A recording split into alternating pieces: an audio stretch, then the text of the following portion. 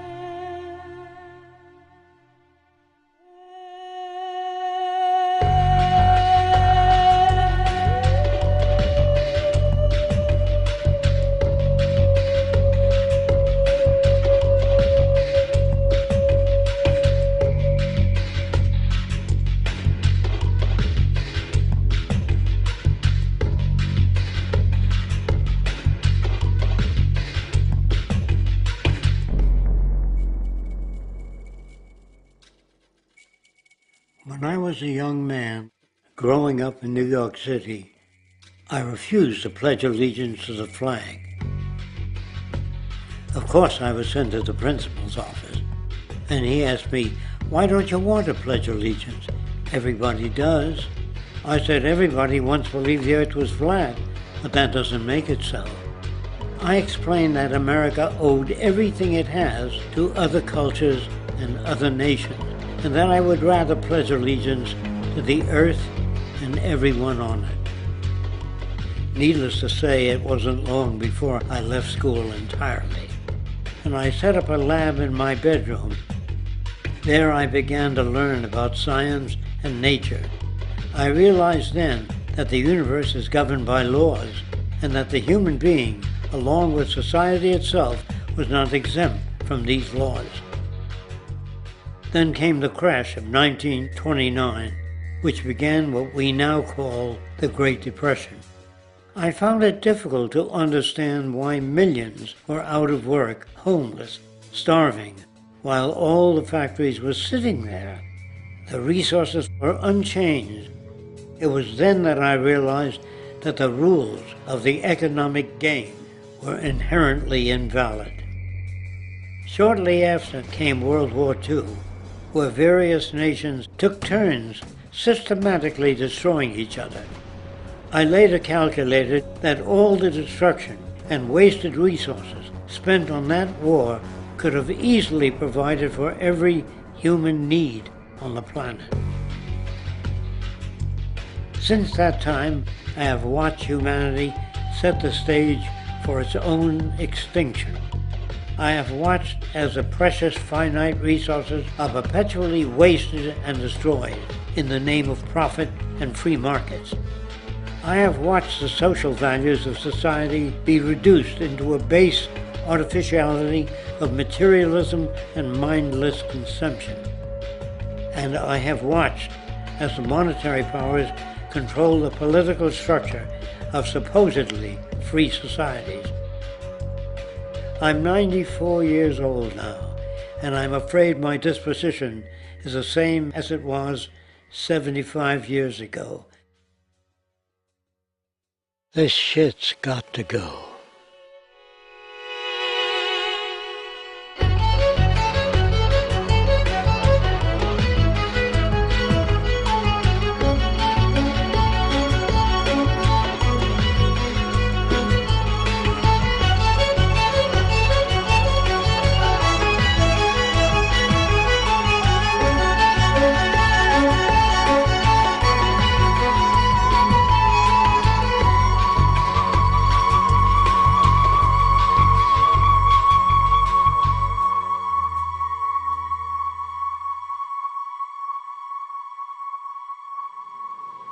So you're a scientist, and somewhere along the way, hammered into your head is the inevitable nature versus nurture, and that's at least up there with Coke versus Pepsi or Greeks versus Trojans.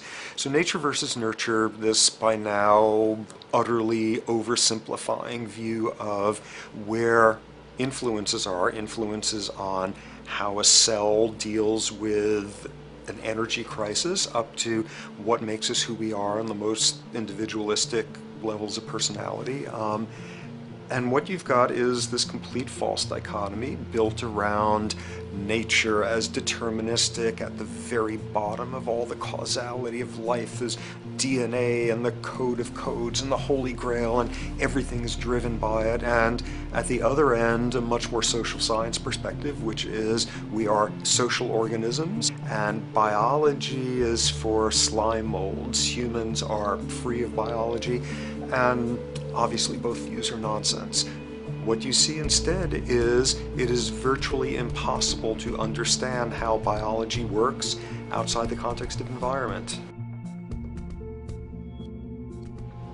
One of the most crazy-making yet widespread and potentially dangerous notions is, oh, that behavior is genetic. Now, what does that mean? It means all sorts of subtle stuff if you sort of know modern biology, but for most people out there, what it winds up meaning is a deterministic view of life, one rooted in biology and genetics. Genes equal things that can't be changed. Genes equal things that are inevitable and that you might as well not waste resources trying to fix, might as well not put societal energies into trying to improve because it's inevitable, it's unchangeable. And that is sheer nonsense.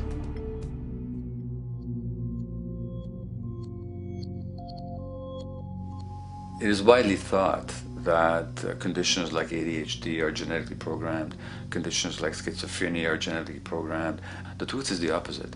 Nothing is genetically programmed. They're very rare diseases. I mean, a small handful, extremely sparsely represented in the population, that are truly genetically determined. Most complex conditions might have a predisposition that is a genetic component, but a predisposition is not the same as a predetermination. The whole search for the source of diseases in the genome was doomed to failure before anybody even thought of it, because most diseases are not genetically predetermined. Heart disease, cancer, strokes, rheumatoid conditions, autoimmune conditions in general, mental health conditions, addictions, these are none of them genetically determined. Breast cancer, for example, out of 100 women with breast cancer, only 7 will carry the breast cancer genes. 93 do not. And out of 100 women who do have the genes, not all of them will get cancer.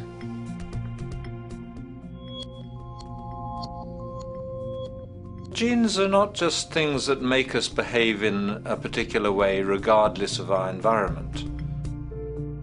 Genes give us different ways of responding to our environment. In fact, it looks as if some of the early childhood influences of a kind of child rearing affects gene expression, actually turning on and off different genes to put you on a different developmental track, which may suit the kind of world you've got to deal with. So, for example, a study done in Montreal with suicide victims looked at autopsies of the brains of these people. And it turned out that if a suicide victim, these are usually young adults, had been abused as children, the abuse actually caused a genetic change in the brain that was absent in the brains of people who had not been abused. That's an epigenetic effect. Epi means on top of, so that the epigenetic influence is what happens environmentally to either activate or deactivate certain genes. In New Zealand, there's a study that was done in a town called Dunedin, in which a few thousand individuals were studied from birth up to into their 20s. What they found was that they could identify a genetic mutation, an abnormal gene, which did have some relation to the predisposition to commit violence, but only if the individual had also been subjected to severe child abuse. In other words, a child with this abnormal gene would be no more likely to be violent than anybody else, and in fact they actually had a lower rate of violence than people with normal genes, as long as they weren't abused as children. Great additional example of the ways in which genes are not be-all, end-all. Fancy technique where you can take a specific gene out of a mouse, that mouse and its descendants will not have that gene, you have knocked out that gene. So there's this one gene that codes for a protein that has something to do with learning and memory, and this fabulous demonstration, knock out that gene and you have a mouse that doesn't learn as well. Ooh, a genetic basis for intelligence. What was much less appreciated in that landmark study that got picked up by the media left and right is take those genetically impaired mice and raise them in a much more enriched, stimulating environment than your normal mice in a lab cage, and they completely overcame that deficit. So when one says in a contemporary sense that, oh, this behavior is genetic, to the extent that that's even a valid sort of phrase to use, what you're saying is there is a genetic contribution to how this organism responds to environment. Genes may influence the readiness with which an organism will deal with a certain environmental challenge. You know, that's not the version most people have in their minds. And not to be too soapboxing, but run with the old sort of version of it's genetic, and it's not that far from a history of eugenics and things of that sort. It's a widespread misconception, and it's a potentially fairly dangerous one. One reason that the sort of biological explanation for violence, one reason that hypothesis is potentially dangerous, it's not just misleading, it can really do harm, is because if you believe that, you could very easily say, well, there's nothing we can do to change the predisposition people have to becoming violent. All we can do if somebody becomes violent is punish them, you know, lock them up or execute them. But we don't need to worry about changing the social environment or the social preconditions that may lead people to become violent, because that's irrelevant. The genetic argument allows us the luxury of ignoring past and present historical and social factors. And in the words of Louis Menand, he wrote in the New Yorker, very astutely, he said, "It's all in the genes, an explanation for the way things are that does not threaten the way things are. Why should someone feel unhappy or engage in antisocial behavior when that person is living in the freest and most prosperous nation on earth? It can't be the system. There must be a flaw in the wiring somewhere," which is a good way of putting it. So the genetic argument is simply a cop-out, which allows us to ignore the social and economic and political factors that in fact underlie many troublesome behaviors.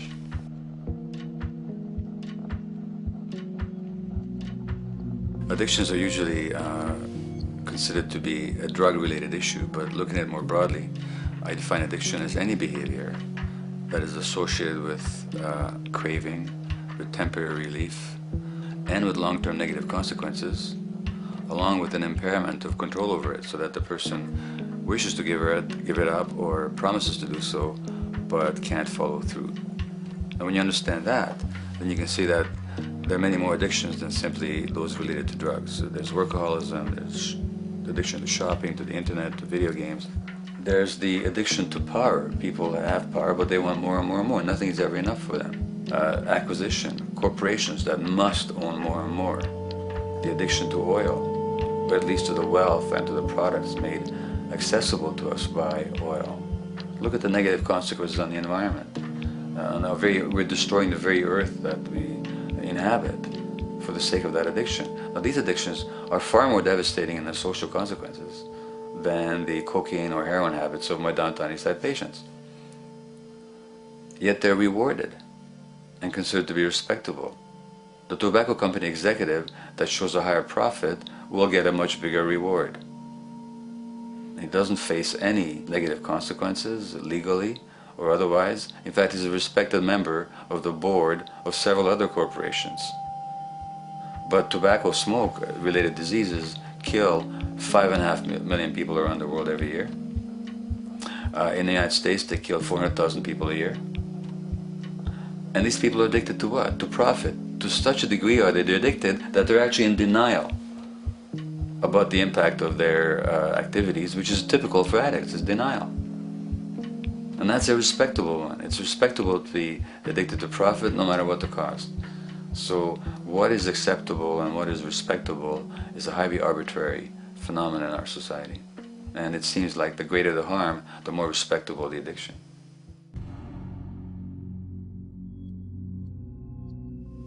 There's a general myth that drugs in themselves are addictive. In fact, the war on drugs is predicated on the idea that if you interdict the sources of drugs, you can deal with addiction that way.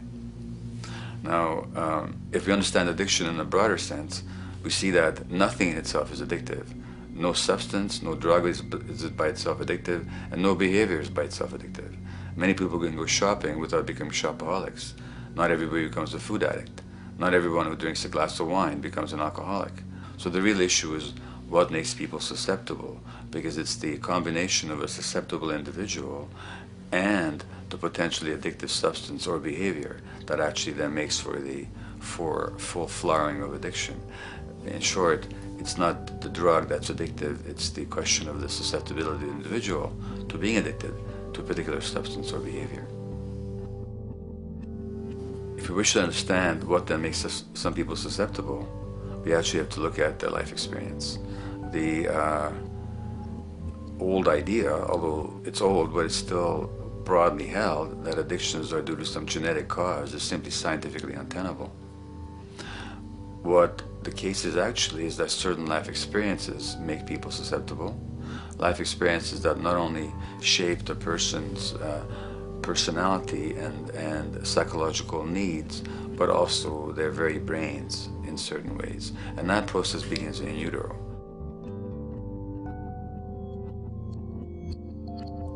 It's been shown, for example, that if you stress mothers during pregnancy, their children are more likely to have traits that predispose them to addictions. And that's because development is shaped by the psychological and social environment. So the biology of human beings is very much affected by and programmed by their life experiences beginning in utero. Environment does not begin at birth. Environment begins as soon as you have an environment. As soon as you are a fetus, you are subject to whatever information is coming through mom's circulations, hormones, levels of nutrients. Great landmark example of this, something called the Dutch hunger winter. 1944, Nazis occupying Holland. For a bunch of reasons, they decide to take all the food and divert it to Germany. For 3 months, everybody there is starving. Tens of thousands of people starve to death. What the Dutch hunger winter effect is, if you were a second or third trimester fetus during the starvation, your body learned something very unique during that time. As it turns out, second, third trimester, something that your body is going about trying to learn about the environment is, well, how menacing of a place is it out there? How plentiful? How much nutrients am I getting by way of mom's circulation? Be a fetus who is starving during that time, and your body programs forever after to be really stingy with your sugar and fat, and what you do is you store every bit of it. Be a Dutch hunger winter fetus, and half a century later, everything else being equal, you are more likely to have high blood pressure, obesity, or metabolic syndrome. That is environment coming in a very unexpected place. You can stress animals in a laboratory when they're pregnant, and their offspring will be more likely to use cocaine and alcohol as adults. You can stress human mothers. For example, in a British study, women who are abused in pregnancy will have higher levels of the stress hormone cortisol in their placenta at birth, and their children are more likely to have conditions that predispose them to addictions by age 7 or 8. So in utero stress already prepares the ground for all kinds of mental health issues. Israeli study done prior on children born to mothers who were pregnant prior to the onset of the 1967 war. These women, of course, are very stressed, and their offspring have a higher incidence of schizophrenia than the average cohort. So there's plenty of evidence now that prenatal effects have a huge impact on the developing human being.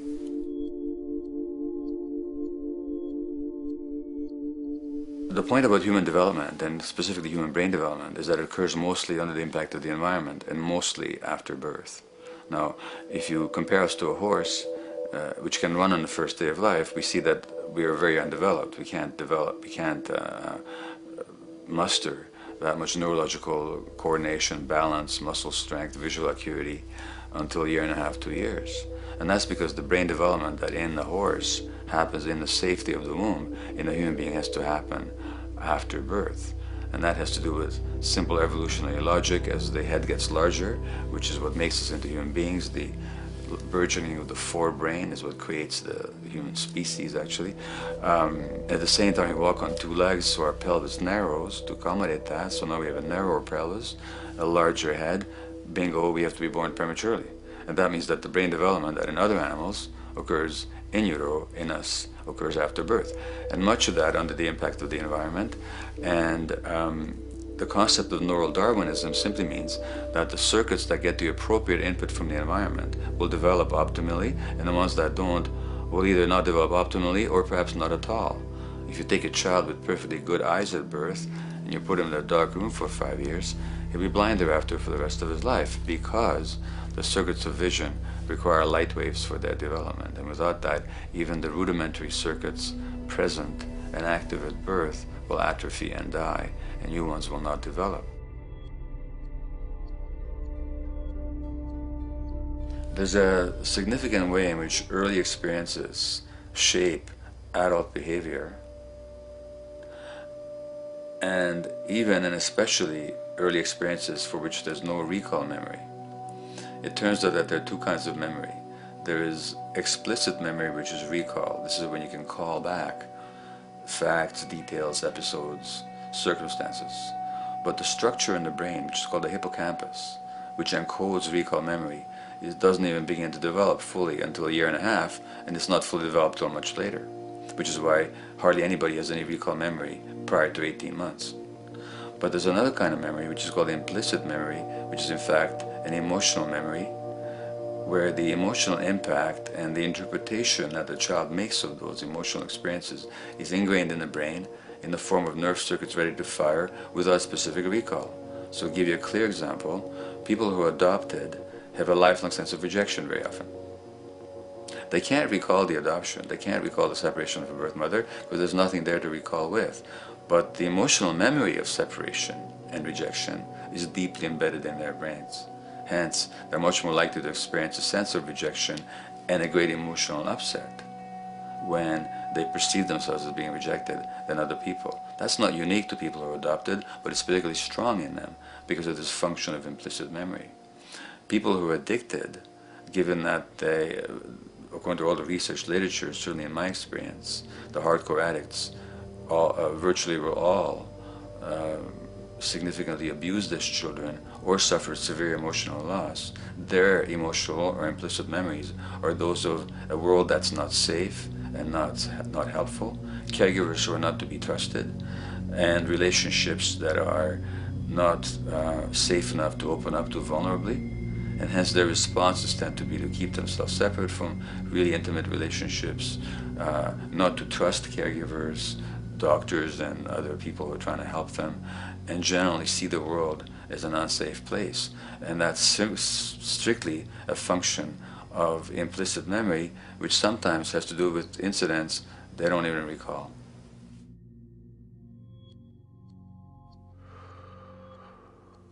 Infants who are born premature are often in incubators and various types of gadgetry and machinery for weeks and perhaps months.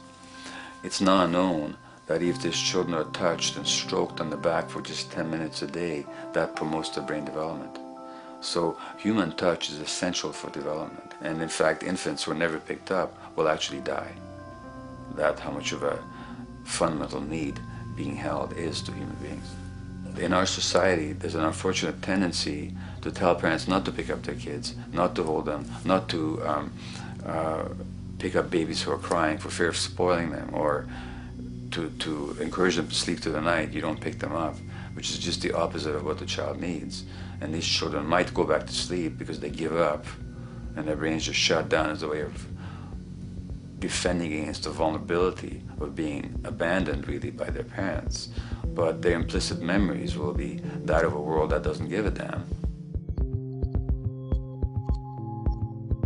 A lot of these differences are structured very early in life.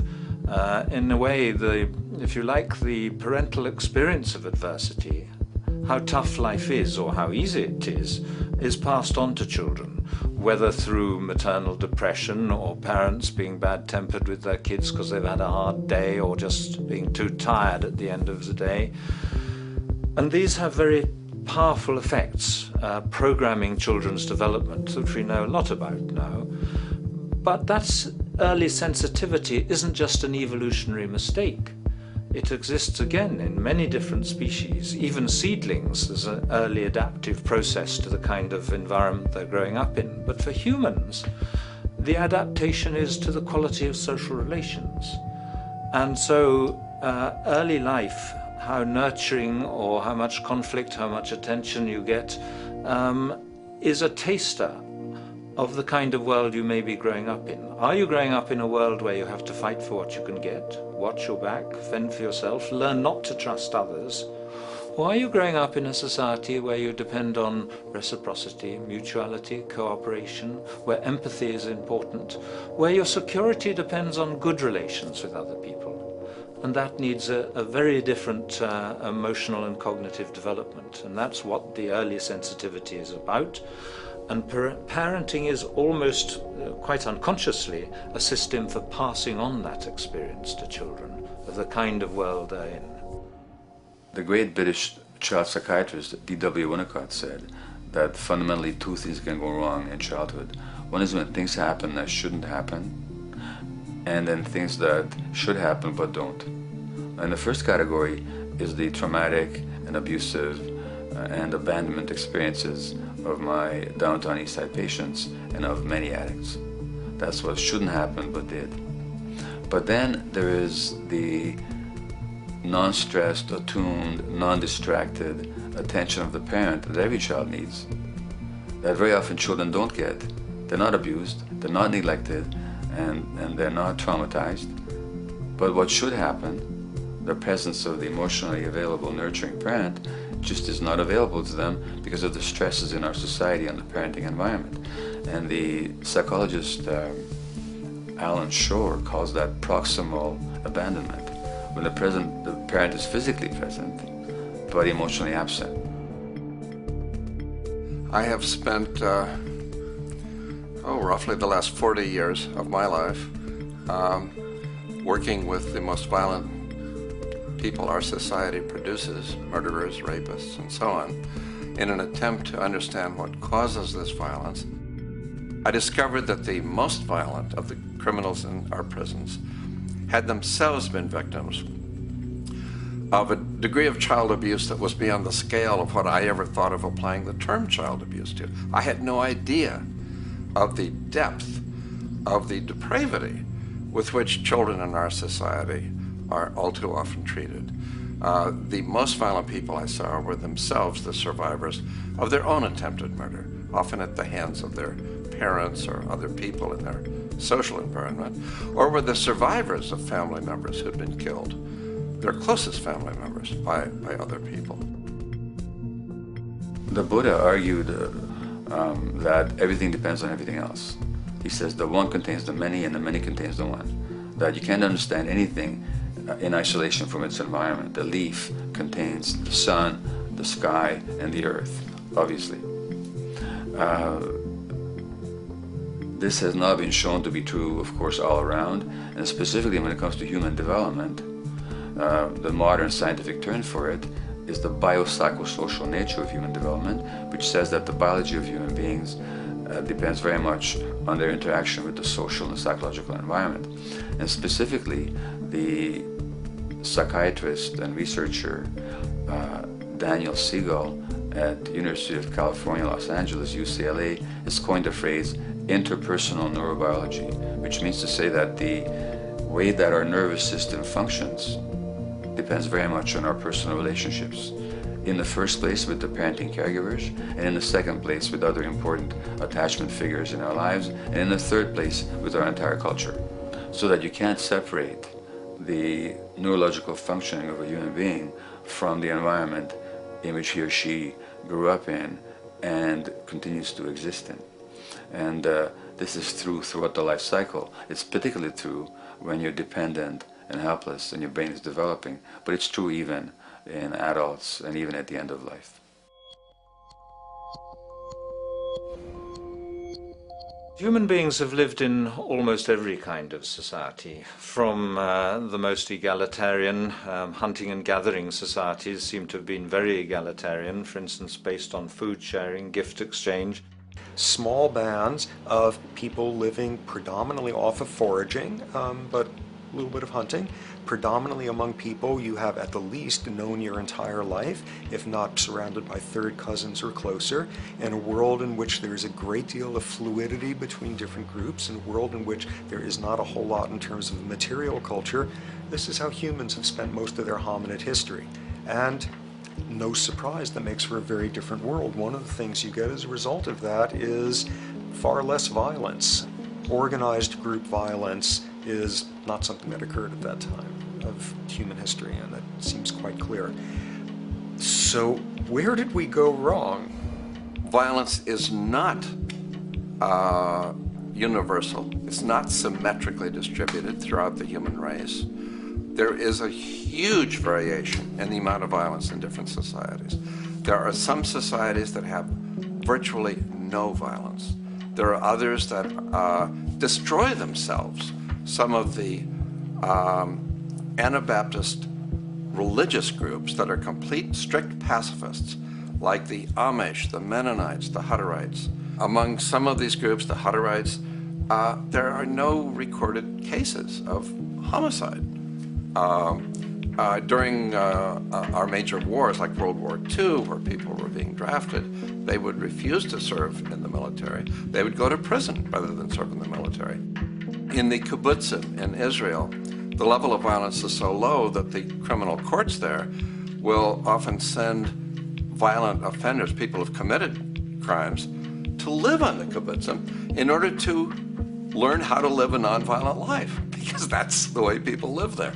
So we are amply shaped by society. Our societies in the broader sense, including our theological, our metaphysical, our linguistic influences, etc., our societies help shape us as to whether or not we think life is basically about sin or about beauty, whether the afterlife will carry a price for how we live our lives or if it's irrelevant. In a broad sort of way, different large societies could be termed as individualistic or collectivist, and you get very different people and different mindsets, and I suspect different brains coming along with that. We in America are in one of the most individualistic of societies, and capitalism being a system that allows you to go higher and higher up a potential pyramid, and the deal is it comes with fewer and fewer safety nets. By definition, the more stratified a society is, the fewer people you have as peers, the fewer people with whom you have symmetrical, reciprocal relationships, and instead all you have are differing spots and endless hierarchies. And a world in which you have few reciprocal partners is a world with a lot less altruism.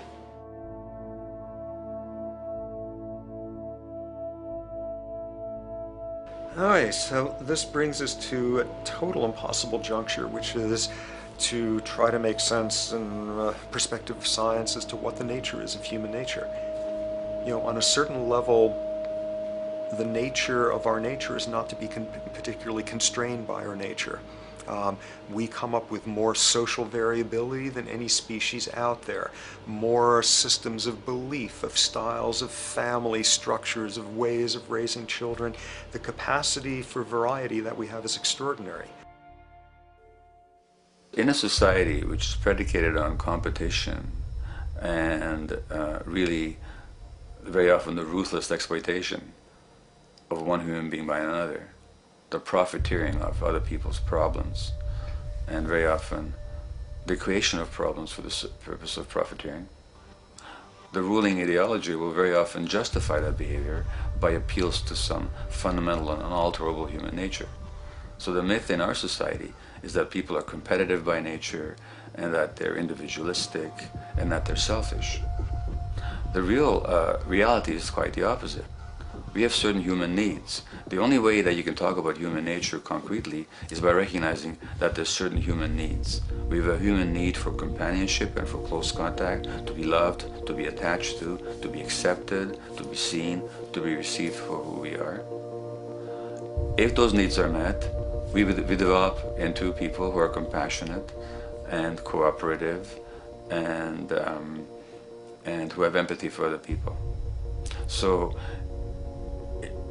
the opposite that we often see in our society is in fact the distortion of human nature, precisely because so few people have their needs met. So yes, you can talk about a human nature, but only in the sense of basic human needs that are instinctively evoked, or I should say certain human needs that lead to certain traits if they are met, and a different set of traits if they're denied.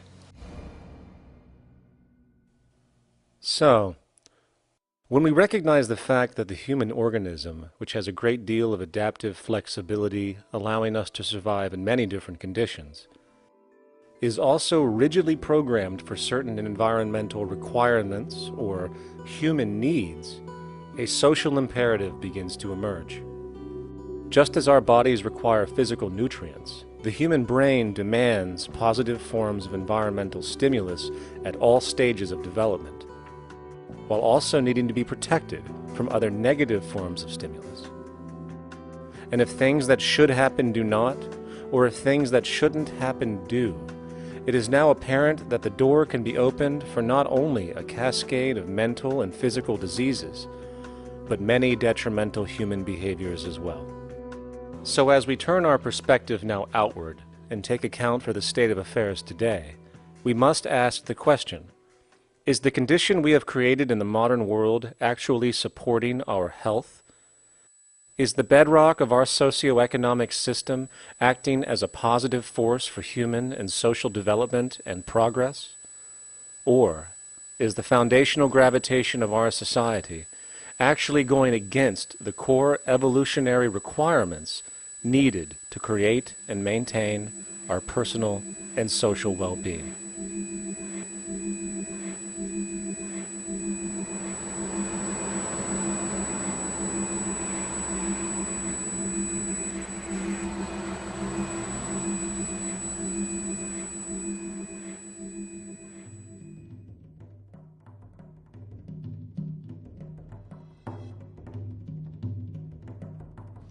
So one might ask, where did this all begin?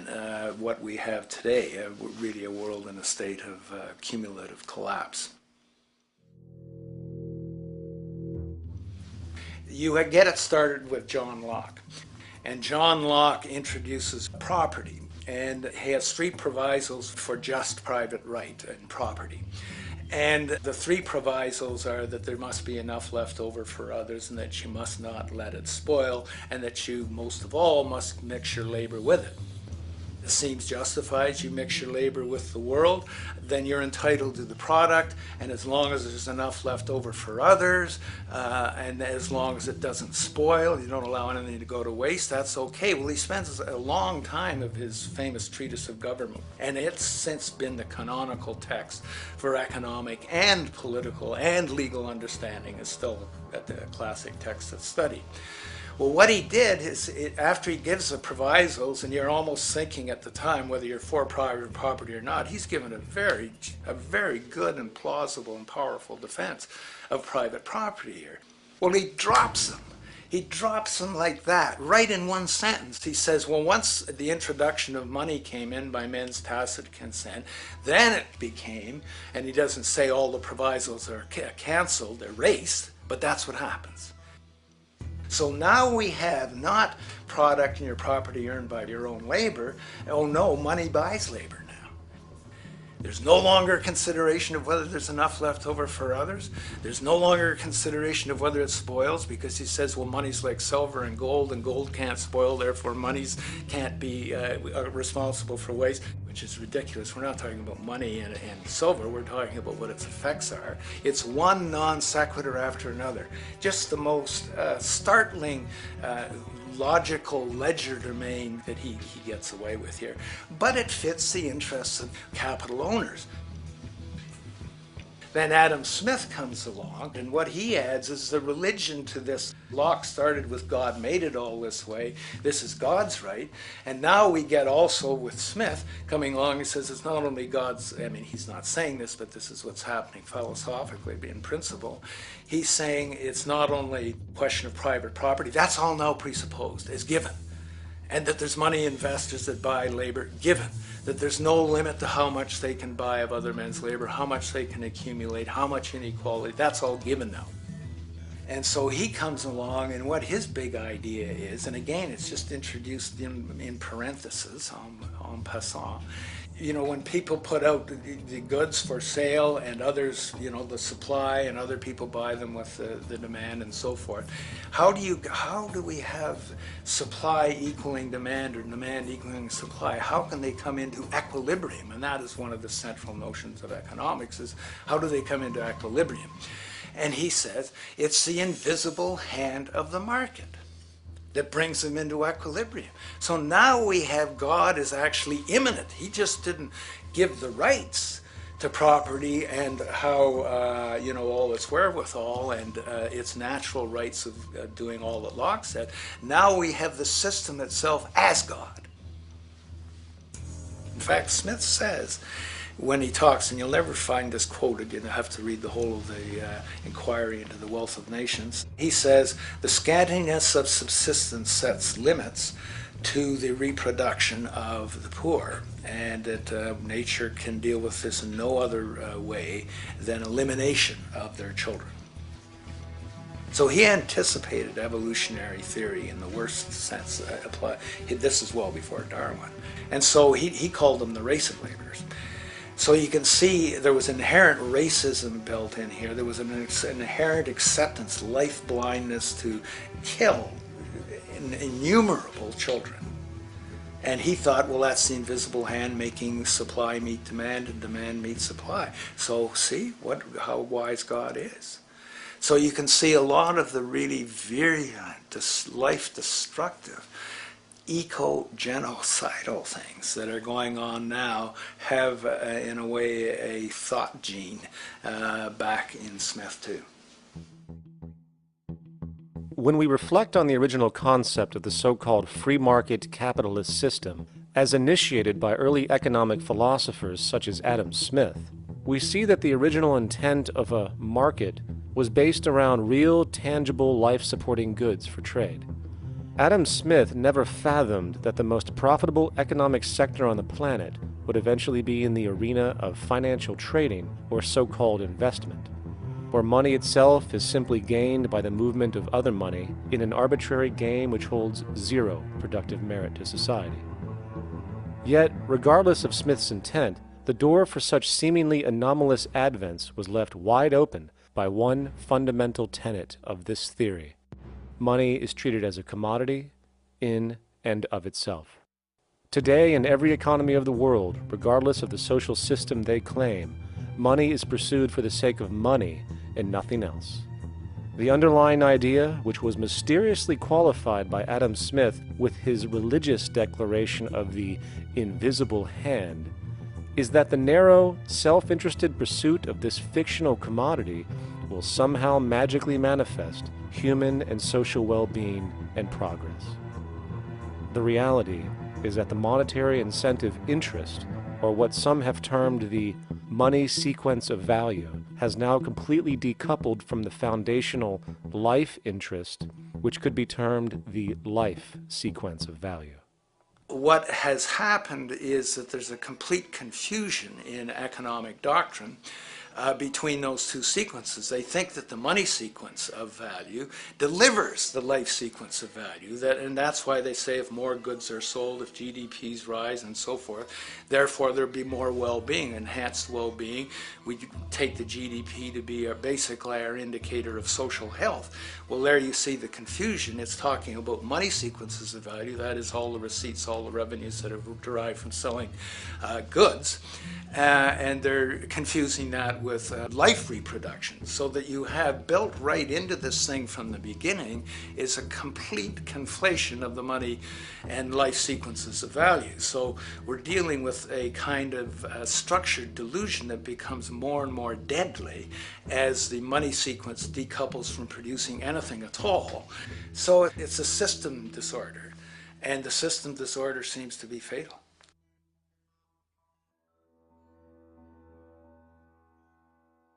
In society today, you seldom hear anyone speak of the progress of their country or society in terms of their physical well-being, state of happiness, trust, or social stability. Rather, the measures are presented to us through economic abstractions. We have the gross domestic product, the consumer price index, the value of the stock market, rates of inflation, and so on. But does this tell us anything of real value as to the quality of people's lives? No, all these measures have to do with the money sequence itself and nothing more. For example, the gross domestic product of a country is a measure of the value of goods and services sold. this measure is claimed to correlate to the standard of living of a country's people. In the United States, healthcare accounted for over 17% of GDP in 2009, amounting to over $2.5 trillion spent, hence creating a positive effect on this economic measure. And based on this logic, it would be even better for the U.S. economy if healthcare services increased more so, perhaps to $3 trillion or $5 trillion, since that would create more growth, more jobs, and hence boasted by economists as a rise in their country's standard of living. But wait a minute, what do healthcare services actually represent? Well, sick and dying people. That's right, the more unhealthy people there are in America, the better the economy. Now, that is not an exaggeration or a cynical perspective. In fact, if we step back far enough, you will realize that the GDP not only doesn't reflect real public or social health on any tangible level, it is, in fact, mostly a measure of industrial inefficiency and social degradation. And the more you see it rise, the worse things are becoming with respect to personal, social, and environmental integrity. You have to create problems to create profit. There is no profit under the current paradigm in saving lives, putting balance on this planet, having justice and peace or anything else. There's just no profit there. There's an old saying, pass a law, create a business, whether you're creating a business for a lawyer or whatever. So, crime does create business, just like destruction creates business in Haiti. We have now roughly 2 million people incarcerated in this country, and of those, many of them are in prisons run by private corporations, Corrections Corporation of America, Wackenhut, who trade their stock on Wall Street based upon how many people are in jail. Now that's sickness, but that is a reflection of what this economic paradigm calls for.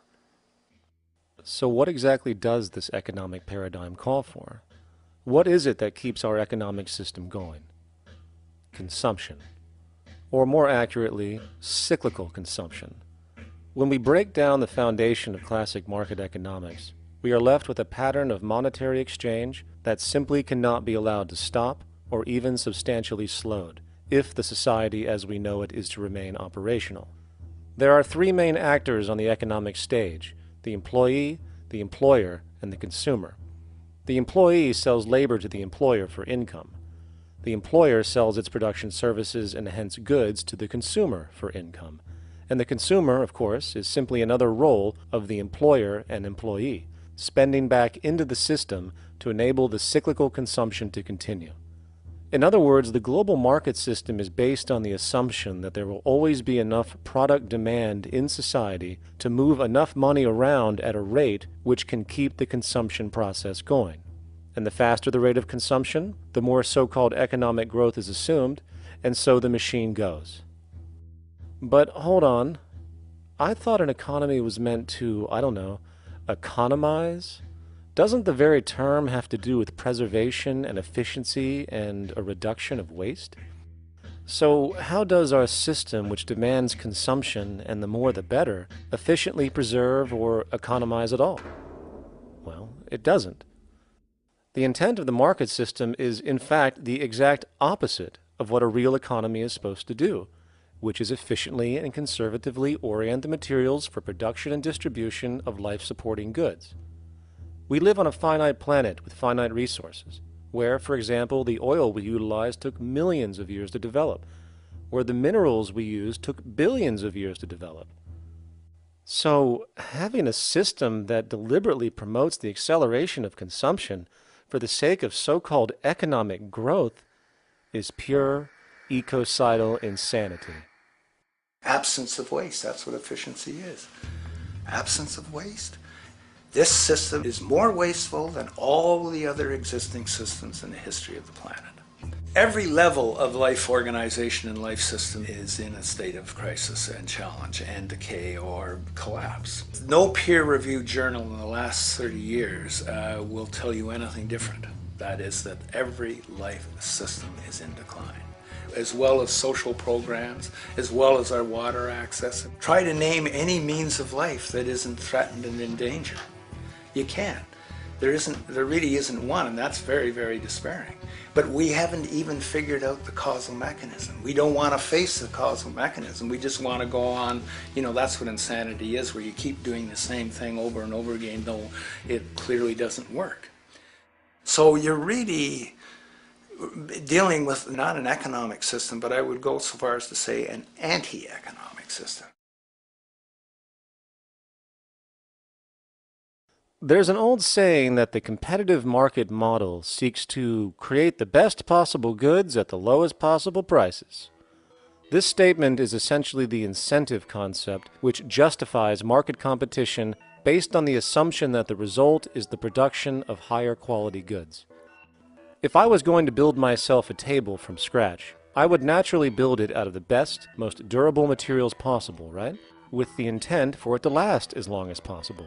Why would I want to make something poor, knowing I would have to eventually do it again and expend more materials and more energy? Well, as rational as that may seem in the physical world, when it comes to the market world, it is not only explicitly irrational, it is not even an option.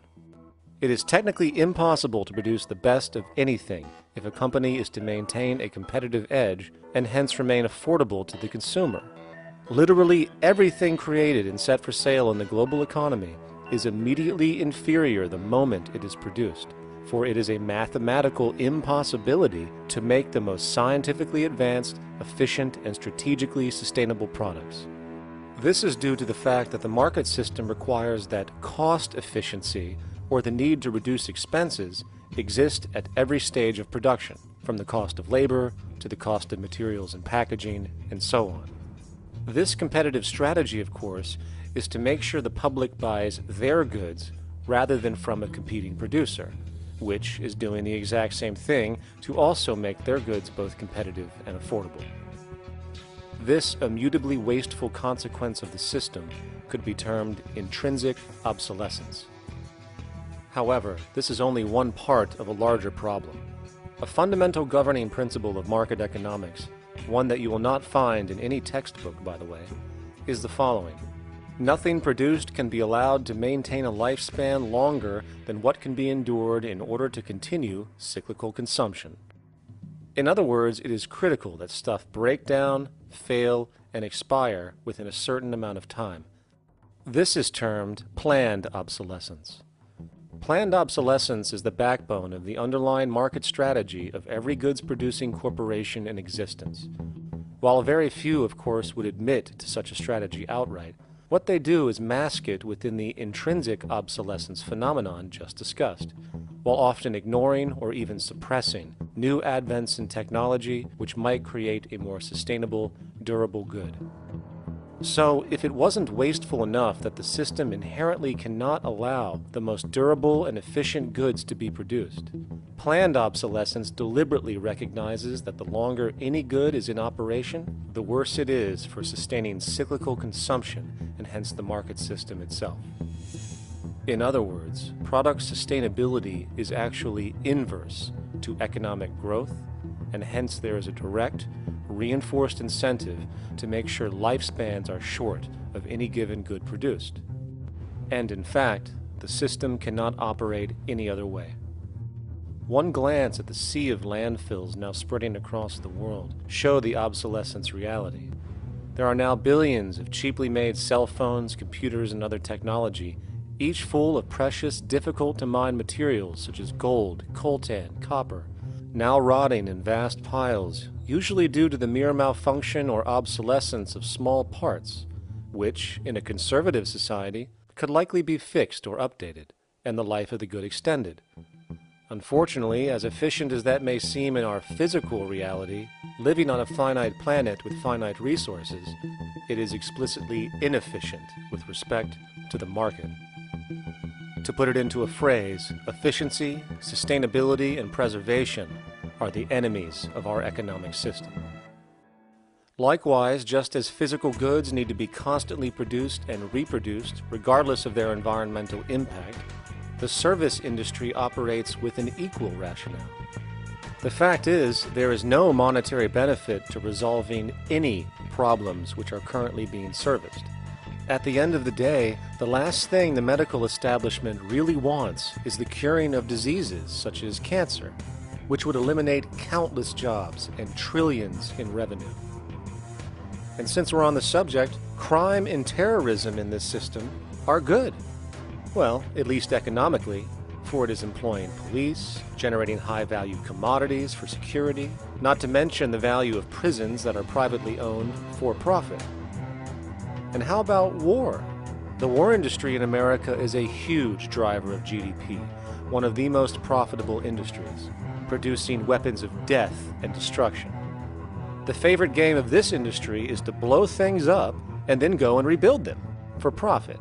We saw this with the windfall billion-dollar contracts made from the Iraq War. The bottom line is that socially negative attributes of society have become positively rewarded ventures for industry, and any interest in problem resolution or environmental sustainability and conservation is intrinsically counter to economic sustainability. And this is why, every time you see the GDP rise in any country, you are witnessing an increase in necessity, whether real or contrived. And by definition, a necessity is rooted in inefficiency. Hence, increased necessity means increased inefficiency. The American dream is based on rampant consumerism. It is based upon the fact that mainstream media, and especially commercial advertising, all corporations who need this infinite growth have convinced us or brainwashed most people in America, and hence the world, that we have to have X number of material possessions and the possibility of gaining infinitely more material possessions in order to be happy. That's just not true. So why do people continue to buy in this way, which is ultimately eco-genocidal in its systemic effects cumulatively? And it just is classical operant conditioning. You simply put inputs of conditioning into the organism, and you have outputs of desired behaviors or goals or objectives. And it has all the resources of technology. And they boast about how they get into the minds of infants. What they hear is already making them conditioned to the brand. Then you see, well, that's how people have been such fools. In a way, they've been taught to be fools. It's a value system disorder. You know, if there is any testament to the plasticity of the human mind, if there is any proof to how malleable human thought is and how easily conditioned and guided people can become based on the nature of their environmental stimulus and what it reinforces, the world of commercial advertising is the proof. You have to stand in awe at the level of brainwashing where these programmed robots known as consumers wander the landscape only to walk into a store and spend, say, $4,000 on a handbag that likely costs $10 to make in a sweatshop overseas, only for the brand status it supposedly represents in the culture. Or perhaps the ancient communal traditions which increase trust and cohesiveness in society, which have now been hijacked by acquisitive, materialistic values, where now annually we exchange useless crap a few times a year. And we might wonder why so many today have a compulsion to shopping and acquisition, when it is clear that they have been conditioned from childhood to expect material goods as a sign of their status with friends and family. The fact is, the foundation of any society are the values that support its operation, and our society, as it exists, can only operate if our values support the conspicuous consumption it requires to continue the market system. 75 years ago, consumption in America and much of the First World was half of what we see today per person. Today's new consumer culture has been manufactured and imposed due to the very real need for higher and higher levels of consumption. And this is why most corporations now spend more money on advertising than the actual process of product creation itself. They work diligently to create a false need for you to fill, and it happens to work.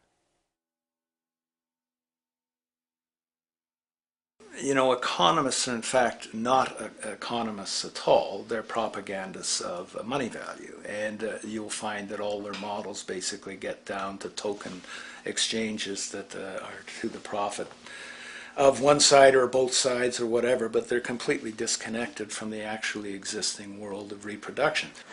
In Ohio, an old man failed to pay his electric bill. You may be familiar with the case. And the electric company turned off the electricity and he died. The reason they turned it off was because it wouldn't have been profitable for them to keep it on because he didn't pay his bill. Do you believe that was right? The responsibility really lies not on the electric company for turning it off, but on those of this man's neighbors and friends and associates who are not charitable enough to enable him as an individual to meet the electric bill. Did I hear that right? Did he just say the death of a man caused by not having money was the responsibility of other people, or in effect charity? Well then, I guess we're going to need a whole lot of infomercials, little miserable coin slot donations for bodega counters, and a bunch of pickle jars for the billion people now starving to death on this planet because of the very system Milton Friedman promotes. Whether you are dealing with the philosophies of Milton Friedman, F.A. Hayek, John Maynard Keynes, Ludwig von Mises, or any other major market economist, the basis of rationale rarely leaves the money sequence. It is like a religion. Consumption analysis, stabilization policies, deficit spending, aggregate demand. It exists as a never-ending, self-referring, self-rationalizing circle of discourse where universal human need, natural resources, or any form of physical life-supporting efficiency is ruled out by default and replaced by the singular notion that humans seeking advantage over each other for money alone, motivated by their own narrow self-interest, will magically create a sustainable, healthy, balanced society. There is no life coordinate in this whole theory, this whole doctrine. What are they doing? What are they doing? What they're doing is tracking money sequences. That's all it is tracking money sequences, presupposing everything that matters. One, that there's no life coordinates. Wow, no life coordinates. Two, that all the agents are self-maximizing preference seekers. That is, they think of nothing other than themselves and what they can get most for themselves. That's the notion, that's the ruling notion of rationality. Self-maximizing choice. And the only thing that they're interested in self-maximizing is money or commodities. Well, where does social relations come in? It doesn't, except in the exchange to self-maximize. Where do our natural resources come in? They don't, except to exploit. Where does the family come in as being able to survive? It doesn't. They have to have money in order to purchase any good. Well, shouldn't an economy deal somewhere with human need? Isn't that what the fundamental issue is, to satisfy human needs? Oh, need isn't even in your lexicon. You dissolve it into wants. And what is a want? That means money demand that wants to buy. Well, if it's money demand that wants to buy, it's got nothing to do with need, because it may be the person has no money demand and desperately needs, say, water supply. Or it may be money demand wants a gold toilet seat. Well, where does it all go? To the gold toilet seat. And you call this economics? Like, it's really, when one thinks of it, it's got to be the most bizarre delusion in the history of human thought. Now, so far we have focused on the market system, but this system is actually only one half of the global economic paradigm. The other half is the monetary system. While the market system deals with the interaction of people gaming for profit across the spectrum of labor, production, and distribution, the monetary system is an underlying set of policies set by financial institutions which create conditions for the market system, among other things.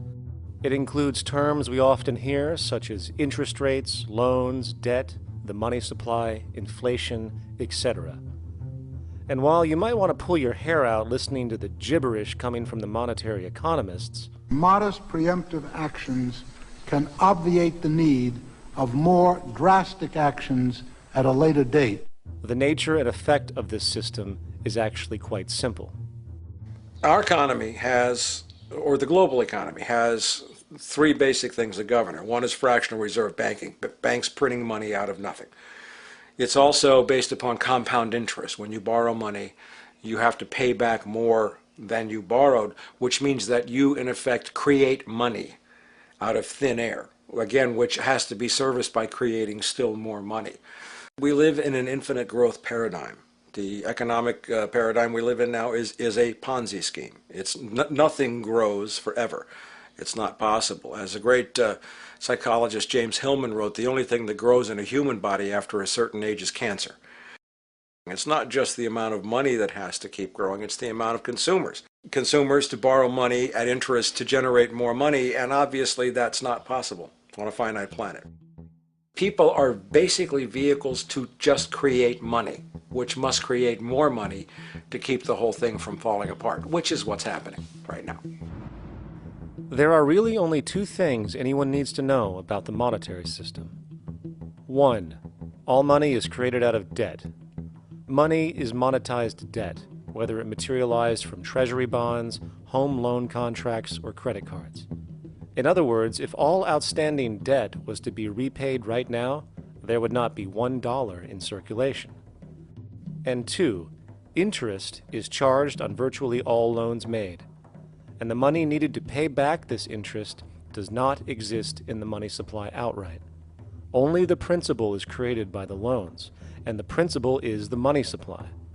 So, if all this debt was to be repaid right now, not only would there not be $1 left in circulation, there would also be a gigantic amount of money owed that is literally impossible to pay back, for it does not exist.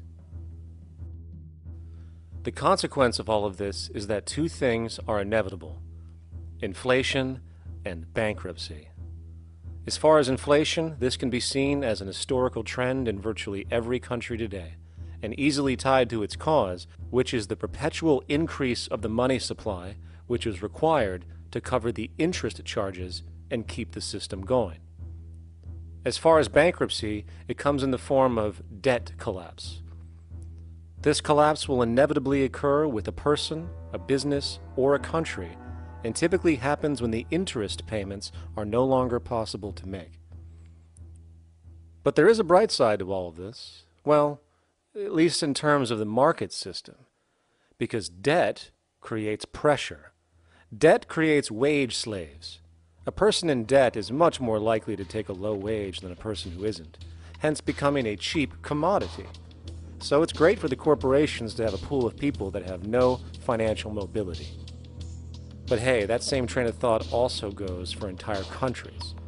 The World Bank and the International Monetary Fund, which mostly serve as proxies for transnational corporate interests, give gigantic loans to troubled countries at very high interest rates, and then, once the countries are deeply in the hole and can't pay, austerity measures are applied, the corporations swoop in, set up sweatshops, and take their natural resources.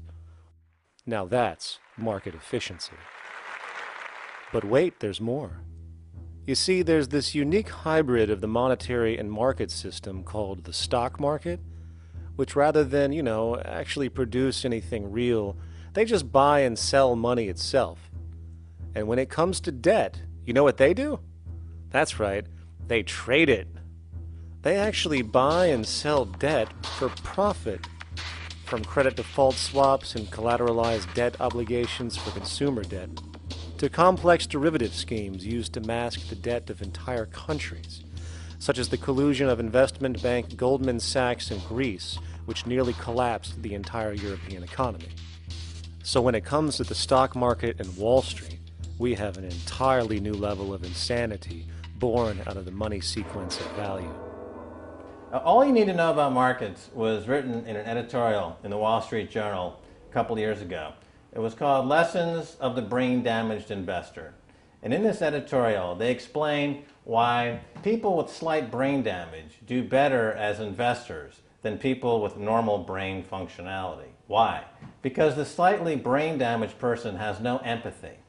And that's the key. If you don't have any empathy, you do well as an investor. And so Wall Street breeds people who have no empathy, to go in there and to make decisions and make trades that they have no compunction about and no thought whatsoever as to what they're doing might affect their fellow human being. So they breed these robots, these people who have no souls. And since they don't even want to pay these people anymore, they're now breeding robots, real algorithmic traders. Goldman Sachs in the high-frequency trading scandal. They put a computer next to the exchange, the New York Stock Exchange. This computer, this co-located computer, as they call it, it front-runs all the trades on the exchange, and it hits the exchange with volumes of orders in ways that scalp pennies and nickels away from the exchange. It's like they're siphoning money all day long. They went one quarter last year, 30 or 60 straight days without a single down day and made millions of dollars every single day. Is that because, well, that's statistically impossible. When I worked on Wall Street, the way it works is everyone kicks upstairs the bribes. The brokers bribe to the office manager bribes to the regional sales manager sales manager bribes to the national sales manager. It's a common understanding. At Christmas, who gets the biggest bonus at Christmas in an average brokerage office? The compliance officer. The compliance officer sits there all day long. He's supposed to be making sure you don't violate any of the margin rules and you're complying with the law. Of course, yeah, to the extent that you can bribe the compliance officer, yeah, that's right, you are complying with the law. So how does fraud has become the system? It's no longer a byproduct. It is the system. You know, it's like that old Woody Allen joke. He says, "Doctor, my brother thinks he's a chicken." And the doctor says, "Take a pill, and that should cure the problem." And he says, "No, doctor, you don't understand. We need the eggs." Okay? So the trading of fraudulent claims back and forth between banks to generate fees, to generate bonuses, has become the GDP producing growth engine of the United States economy. Even though they're essentially trading fraudulent claims that there's absolutely no hope of ever paying back. They're processing and generating and resecuritizing nothing. If I write $20 billion on a cocktail napkin and I sell it to J.P. Morgan, while J.P. Morgan writes $20 billion on a cocktail napkin, and we swap those two cocktail napkins at a bar, and we each pay ourselves 1/4% in a fee, we make a lot of money for our Christmas bonus. We each have on our books a $20 billion cocktail napkin, which has no real value until such time as the system is no longer able to absorb bogus cocktail napkins, in which case we go to the government to get bailed out. And because of Wall Street and the global stock market, there are now conservatively about $700 trillion of outstanding fraudulent claims known as derivatives, still waiting to collapse, a value amounting to over 10 times the gross domestic product of the entire planet. And while we have seen the bailouts of corporations and banks by governments, which of course comedically borrow their money from banks to begin with, we are now seeing attempts to bail out whole countries by conglomerates of other countries through the international banks. But how do you bail out a planet? There is no country out there that isn't now saturated in debt.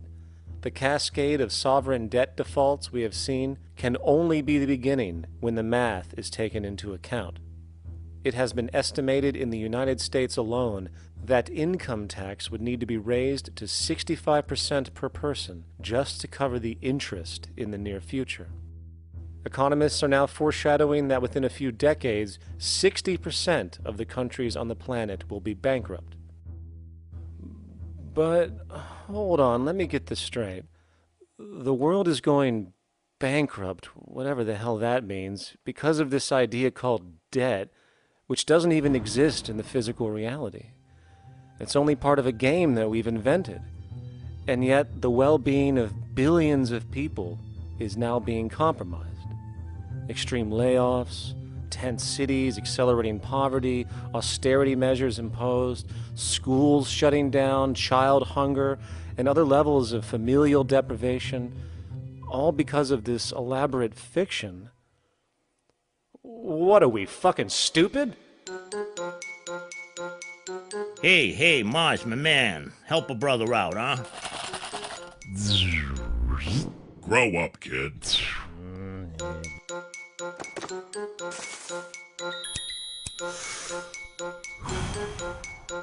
Saturn, what's up, man? You remember that smoking nebula I hooked you up with a while back? Listen, Earth, we're getting really tired of you. You've been given everything, and yet you waste it all. You got plenty of resources, and you know it. Why don't you grow up and learn some responsibility, for Christ's sake? You're making your mother miserable.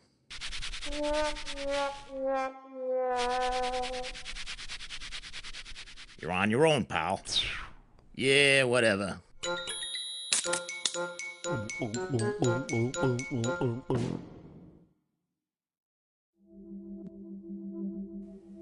Now, all of this considered, from the waste machine known as the market system to the debt machine known as the monetary system, hence creating the monetary market paradigm which defines the global economy today, there is one consequence that runs through the entire machine: inequality.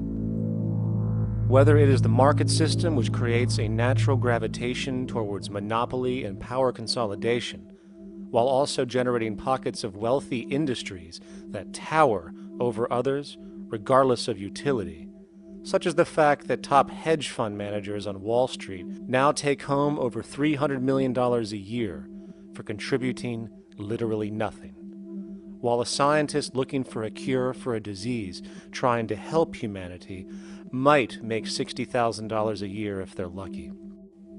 Or whether it is the monetary system, which has class division built right into its structure. For example, if I have $1 million to spare and I put it into a CD at 4% interest, I will make $40,000 a year. No social contribution, no nothing. However, if I'm a lower class person and have to take loans to buy my car or home, I am paying in interest, which, in abstraction, is going to pay that millionaire with the 4% CD. This stealing from the poor to pay the rich is a foundational, built-in aspect of the monetary system, and it could be labeled structural classism. Of course, historically, social stratification has always been deemed unfair, but obviously accepted overall as now 1% of the population owns 40% of the planet's wealth. But, material fairness aside, there is something else going on underneath the surface of inequality, causing an incredible deterioration in public health as a whole. Well, I think people are often puzzled by the contrast between the material success of our societies, unprecedented levels of wealth, and the many social failings. I mean, you know, if you look at the rates of drug abuse or violence or self-harm amongst kids or mental illness, there's clearly something going deeply wrong with our societies. What the data that I've been describing does is simply shows that intuition that people have had for hundreds of years, that inequality is divisive and socially corrosive, that intuition is truer than I think we ever imagined. There are very powerful psychological and social effects of inequality, more to do, I suppose, with feelings of superiority and inferiority, that kind of division, and maybe going with the sort of respect, disrespect, people feeling looked down on at the bottom, which, by the way, is why violence is more common in more unequal societies. It's the trigger to violence is so often people feeling looked down on and disrespected. If there is one principle I can emphasize that is the most important principle underlying the prevention of violence, it would be equality. The single most significant factor that affects the rate of violence is the degree of equality versus the degree of inequality in that society. So what one's looking at is a sort of general social dysfunction. It's not just one or two things that go wrong as inequality increases. It seems to be everything, whether we're talking about crime or health or mental illness or whatever. One of the really disturbing findings out in public health there is never ever make the mistake of being poor.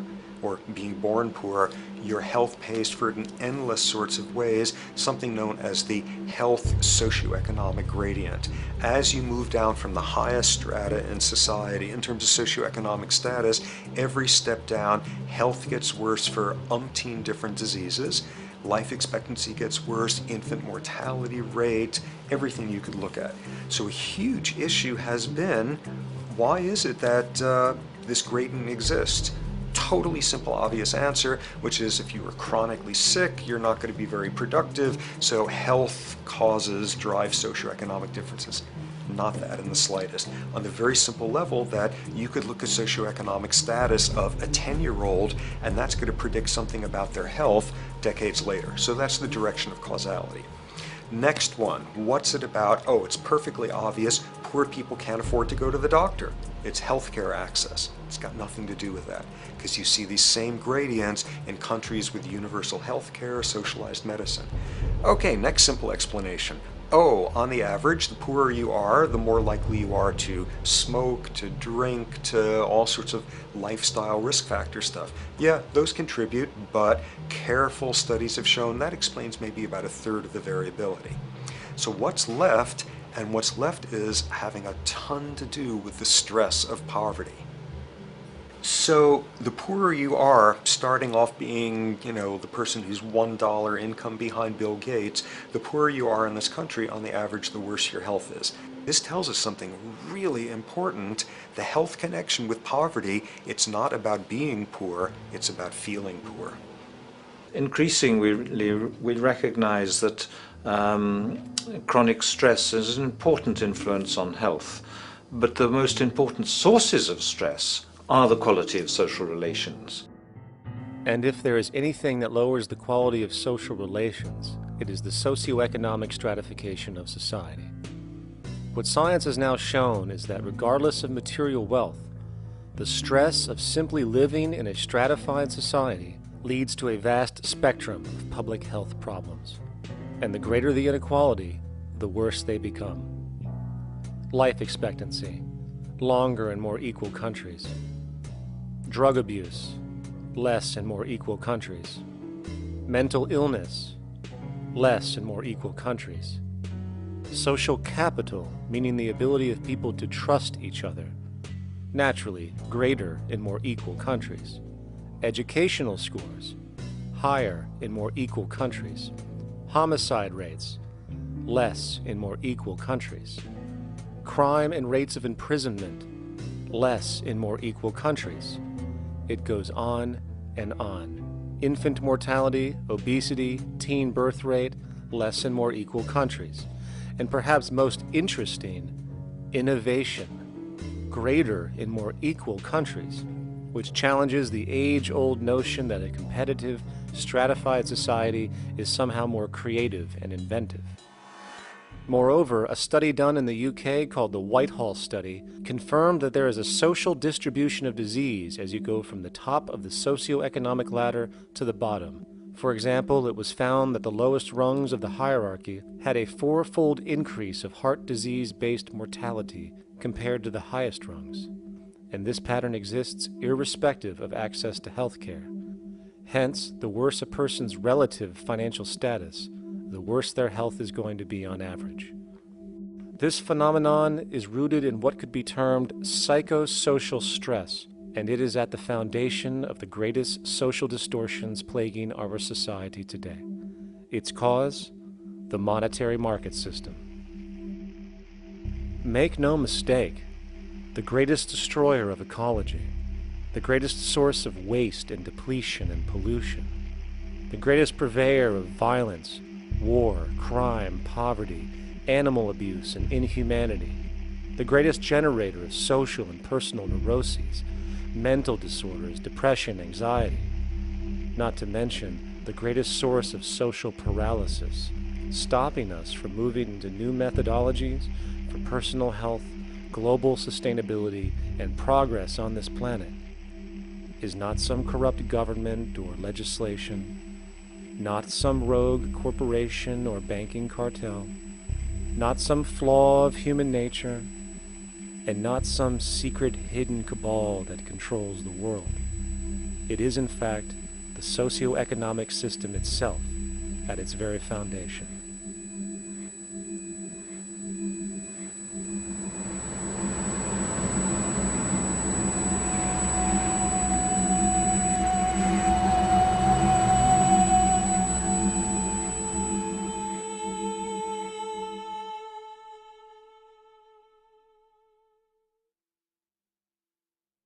Let's imagine for a moment we had the option to redesign human civilization from the ground up. What if, hypothetically speaking, we discovered an exact replica of the planet Earth, and the only difference between this new planet and our current one is that human evolution had not occurred. It was an open palette. No countries, no cities, no pollution, no Republicans, just a pristine, open environment. So, what would we do? Well, first we need a goal, right? And it's safe to say that goal would be to survive. And not to just survive, but to do so in an optimized, healthy, prosperous way. Most people indeed desire to live, and they would prefer to do so without suffering. Therefore, the basis of this civilization needs to be as supportive and hence sustainable for human life as possible, taking into account the material needs of all the world's people, while trying to remove anything that could hurt us in the long run. That goal of, say, maximum sustainability understood, the next question regards our method. What kind of approach do we take? Well, let's see. Last I checked, politics was the method of social operation on Earth. So what do the doctrines of the Republicans, liberals, conservatives, or socialists have to say about societal design? Not a damn thing. Okay, then what about religion? Surely the great creator had to have left some blueprint somewhere. No, nothing I can find. Okay then, so what's left? It appears something called science. Science is unique in that its methods demand not only that the ideas proposed be tested and replicated, but everything science comes up with is also inherently falsifiable. In other words, unlike religion and politics, science has no ego, and everything it suggests accepts the possibility of being proven wrong eventually. It holds on to nothing and evolves constantly. Well, that sounds natural enough to me. So then, based on the current state of scientific knowledge in the early 21st century, along with our goal of maximum sustainability for the human population, how do we begin the actual process of construction? Well, the first question to ask, what do we need to survive? The answer, of course, are planetary resources. Whether it is the water we drink, the energy we use, the raw materials we utilize to create tools and shelter, the planet hosts an inventory of resources, many of which are demanded for our survival. So, given that reality, it then becomes critical to figure out what we have and where it is. This means we need to conduct a survey. We simply locate and identify every physical resource on the planet we can, along with the amount available at each location, from the deposits of copper, to the most potent locations for wind farms to produce energy, to the natural freshwater springs, to an assessment of the amount of fish in the ocean, to the most prime arable land for food cultivation, etc. But, since we humans are going to be consuming these resources over time, we then realize that not only do we need to locate and identify, we also need to track.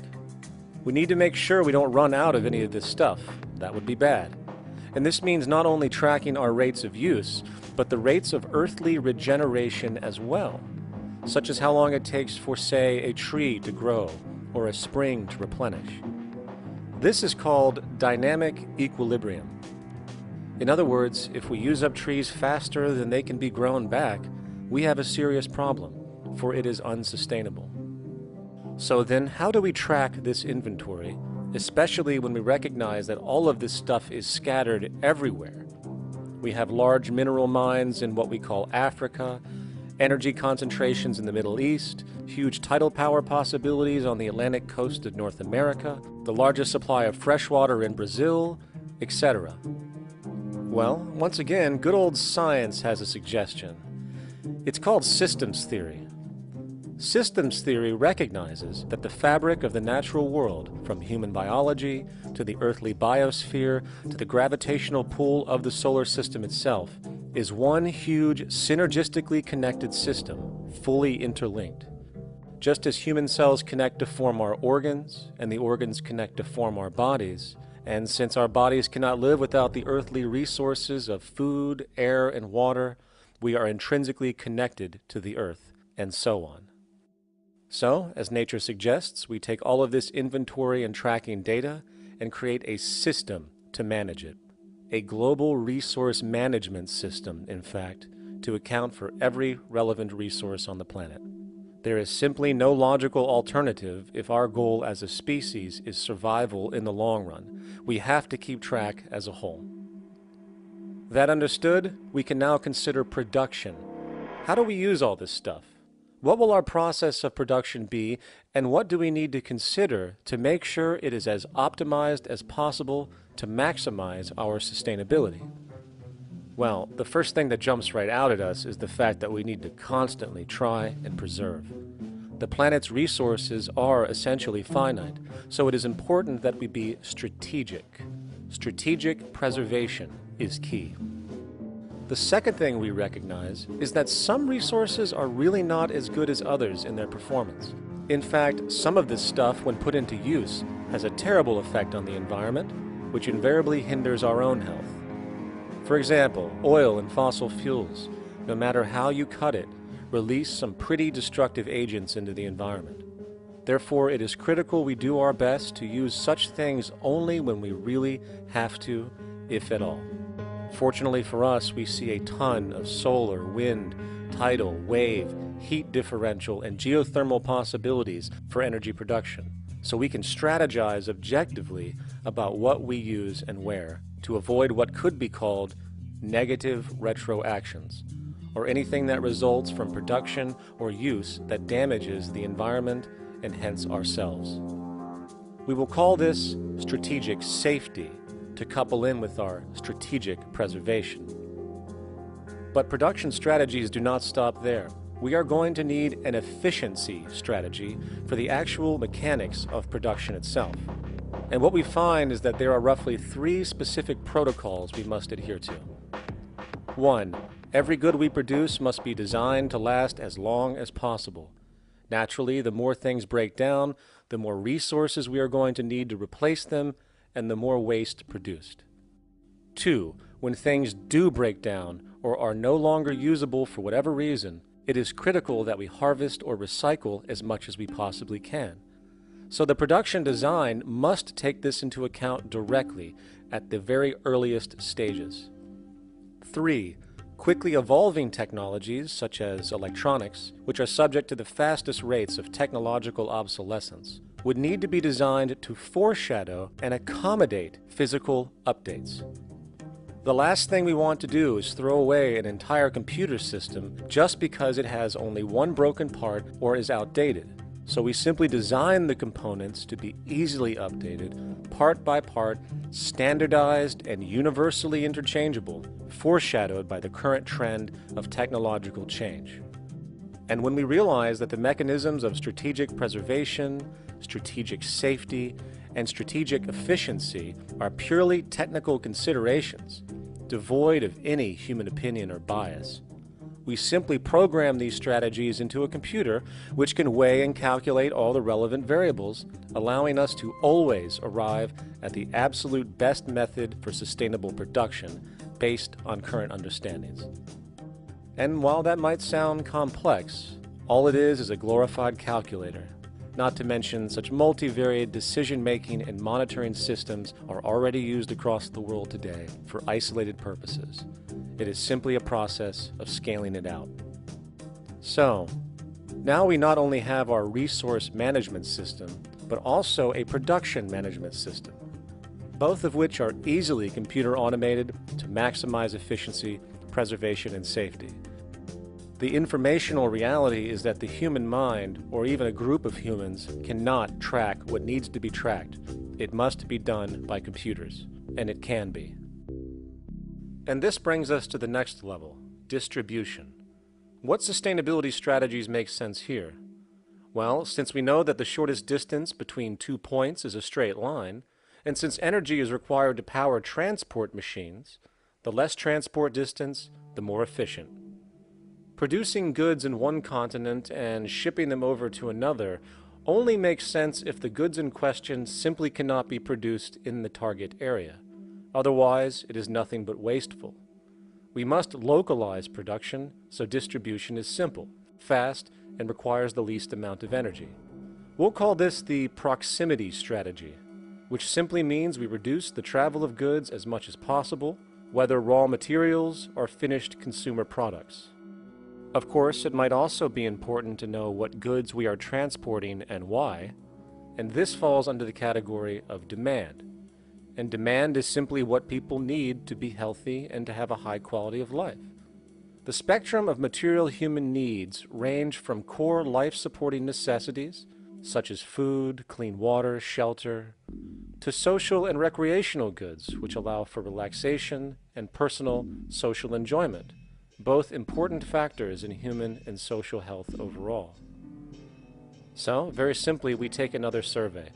People describe their needs, demand is assessed, and production begins based on that demand.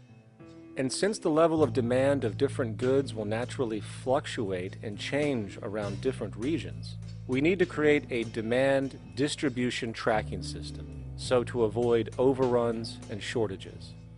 Of course, this idea is old news. It is used in every major store chain today to make sure they keep up with their inventory. Only this time we are tracking on a global scale. But, wait a minute, we really can't fully understand demand if we don't account for the actual usage of the good itself. Is it logical and sustainable for every single human to, say, have one of everything made, regardless of their usage? No. That would be simply wasteful and inefficient. If a person has a need for a good, but that need is only for, say, 45 minutes a day on average, it would be much more efficient if that good was made available to them and to others when needed. Many forget that it isn't the good that they want, it is the purpose of that good. When we realize that the good itself is only as important as its utility, we see that external restriction, or what we might call today ownership, is extremely wasteful and environmentally illogical in a fundamental economic sense. So, we need to devise a strategy called strategic access. This would be the foundation of our demand distribution tracking system, which makes sure we can meet the demand of the population's needs for access of whatever they need when they need it. And as far as physically obtaining the goods, centralized and regional access centers all make sense for the most part, placed in close proximity to the population, and a person would simply come in, take the item, use it, and when finished, return it when it is no longer needed. Sort of how a library works today. In fact, these centers could not only exist in the community in the way we see local stores today, but specialized access centers would exist in specific areas where often certain goods are utilized, saving more energy with less repeat transport. And once this demand tracking system is in order, it is tied into our production management system, and of course into our resource management system, hence creating a unified, dynamically updating, global economic management machine that simply makes sure we remain sustainable, starting with securing the integrity of our finite resources, moving to make sure we only create the best, most strategic goods possible, while distributing everything in the most intelligent and efficient way. And the unique result of this preservation-based approach, which is intuitively counter to many, is that this logical, ground-up, empirical process of preservation and efficiency, which can only define true human sustainability on this planet, would likely enable something never before seen in human history. Access abundance, not just for a percentage of the global population, but the entire civilization. This economic model, as was just generalized, this responsible systems approach to total Earth resource management and processes, designed again to do nothing less than take care of humanity as a whole in the most efficient and sustainable way, could be termed a resource-based economy. The idea was defined in the 1970s by structural engineer Jacques Fresco, He understood back then that society was on a collision course with nature and itself, unsustainable on every level. And if things didn't change, we would destroy ourselves one way or another. Are all these things you're saying, Jacques, could they be built with what we know today, or are some of these things, are you guessing based on what we know today? No. All of these things can be built with what we know today. It would take 10 years to change the surface of the earth, to rebuild the world into a second Garden of Eden. The choice lies with you. The stupidity of a nuclear arms race, the development of weapons, trying to solve your problems politically by electing this political party or that political party, that all politics is immersed in corruption. Let me say it again. Communism, socialism, fascism, the Democrats, the liberals, we want to absorb human beings. All organizations that believe in a better life for man, there are no Negro problems or Polish problems or Jewish problems or Greek problems or women's problems. They're human problems. I'm not afraid of anybody. I don't work for anyone. No one can discharge me. I have no boss. I am afraid to live in the society we live in today. Our society cannot be maintained by this type of incompetency. It was great, the free enterprise system, about 35 years ago. That was the last of its usefulness. Now we've got to change our way of thinking or perish. The horror movies of the future will be our society, the way it didn't work. And politics would be part of a horror movie. Lots of people today use the term cold science because they're analytical. And they don't even know what analytical means. Science means closer approximations of the way the world really works.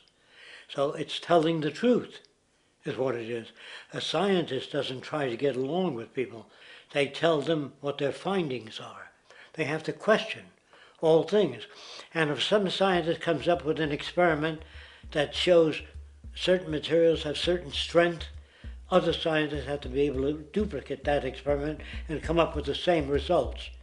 Even if a scientist feels that an airplane wing, due to mathematics or calculations, can hold up a given amount of weight, they still pile sandbags on it to see when it breaks.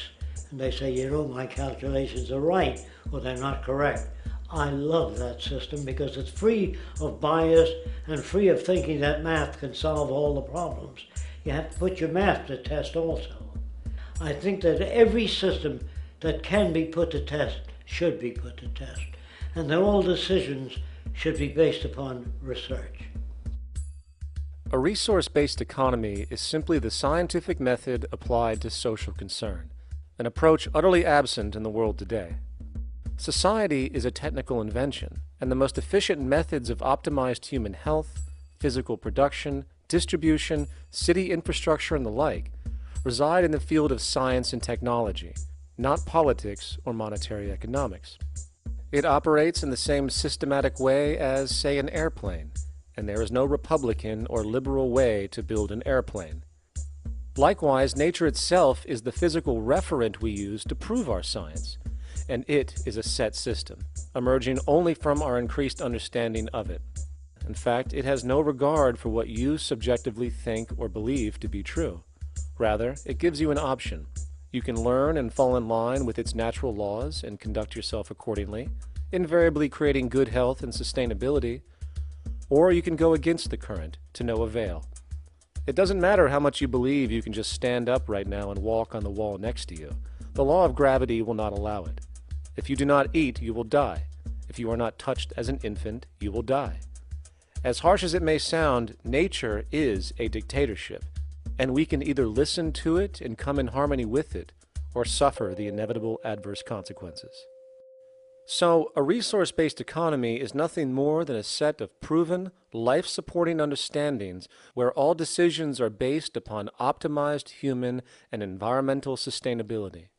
It takes into account the empirical life ground, which every human being shares as a need, regardless, again, of their political or religious philosophy. There is no cultural relativism to this approach. It isn't a matter of opinion. Human needs are human needs, and having access to the necessities of life, such as clean air, nutritious food, and clean water, along with a positively reinforcing, stable, nurturing, and non-violent environment, is demanded for our mental and physical health, our evolutionary fitness, and hence the species' survival itself. A resource-based economy would be based upon available resources. You can't just bring a lot of people to an island or build a city of 50,000 people without having access to the necessities of life.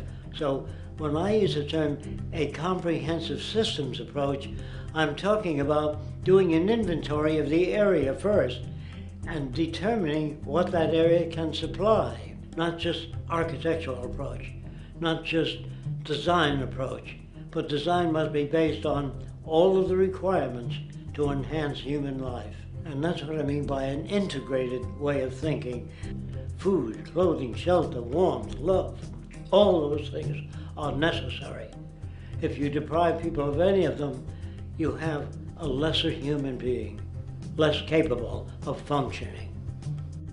As previously outlined, a resource-based economy's ground-up, global, systems approach to extraction, production, and distribution is based upon a set of true economic mechanisms, or strategies, which guarantee efficiency and sustainability in every area of the economy.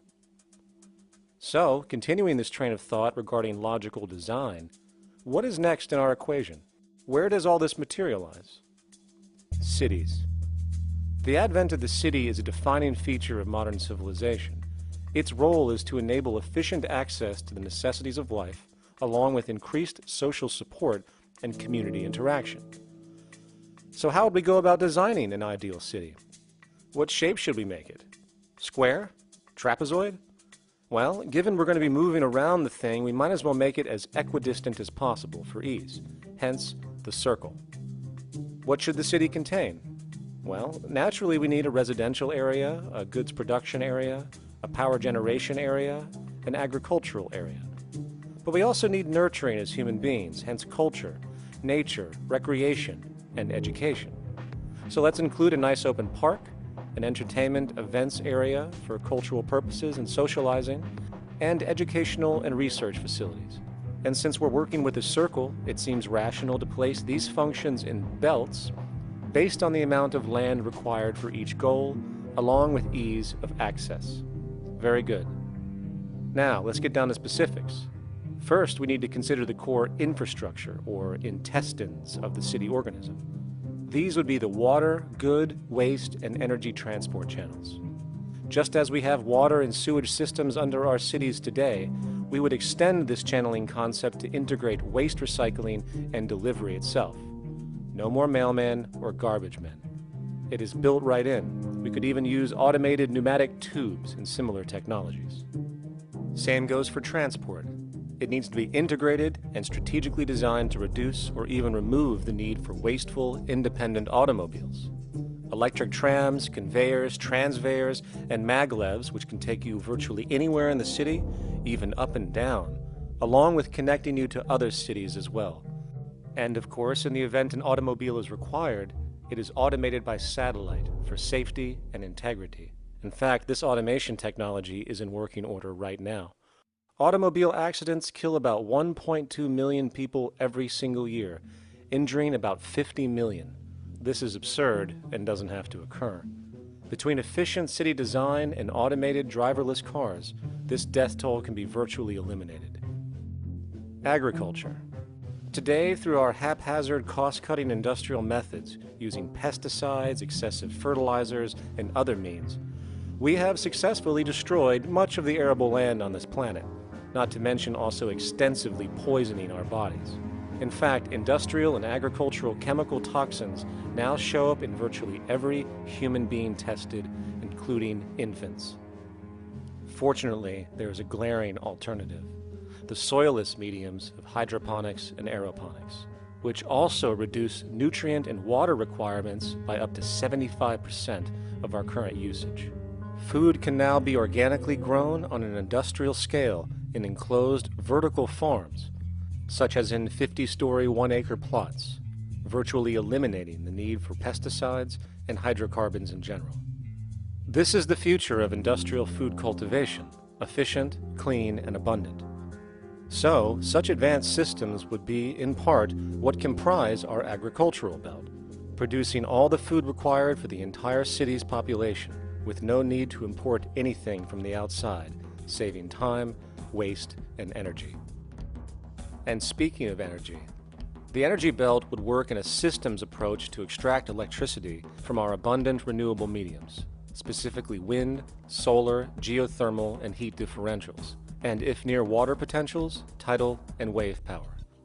To avoid intermittency and make sure a positive net energy return occurs, these mediums would operate in an integrated system, powering each other when needed, while storing excessive energy to large supercapacitors under the ground, so nothing can go to waste.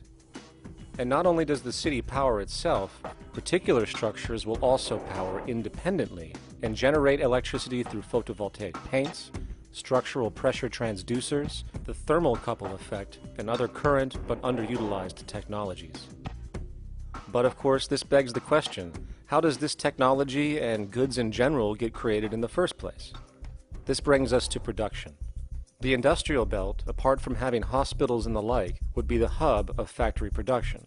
Completely localized overall, it would of course obtain raw materials by way of the global resource management system just discussed, with demand being generated by the population of the city itself.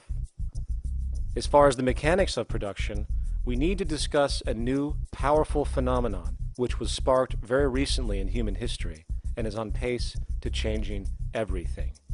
It's called mechanization, or the automation of labor.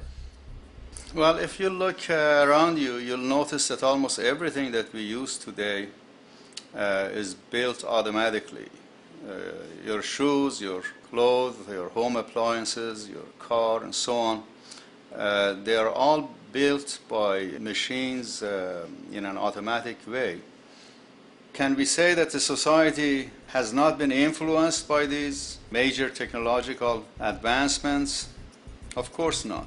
These systems really dictate new structures and new needs, and they make a lot of other things obsolete. So we've been going up in the development and use of technology in an exponential way. So definitely automation is going to continue. You cannot stop technologies that just make sense. Labor automation through technology is at the bottom of every major social transformation in human history. From the agricultural revolution and the invention of the plow, to the industrial revolution and the invention of the powered machine, to the information age we live in now through essentially the invention of advanced electronics and computers. And with regard to advanced production methods today, mechanization is now evolving on its own, moving away from the traditional method of assembling component parts into a configuration into an advanced method of creating entire products in one single process. Like most engineers, I'm fascinated by biology because it's so full of examples of extraordinary pieces of engineering.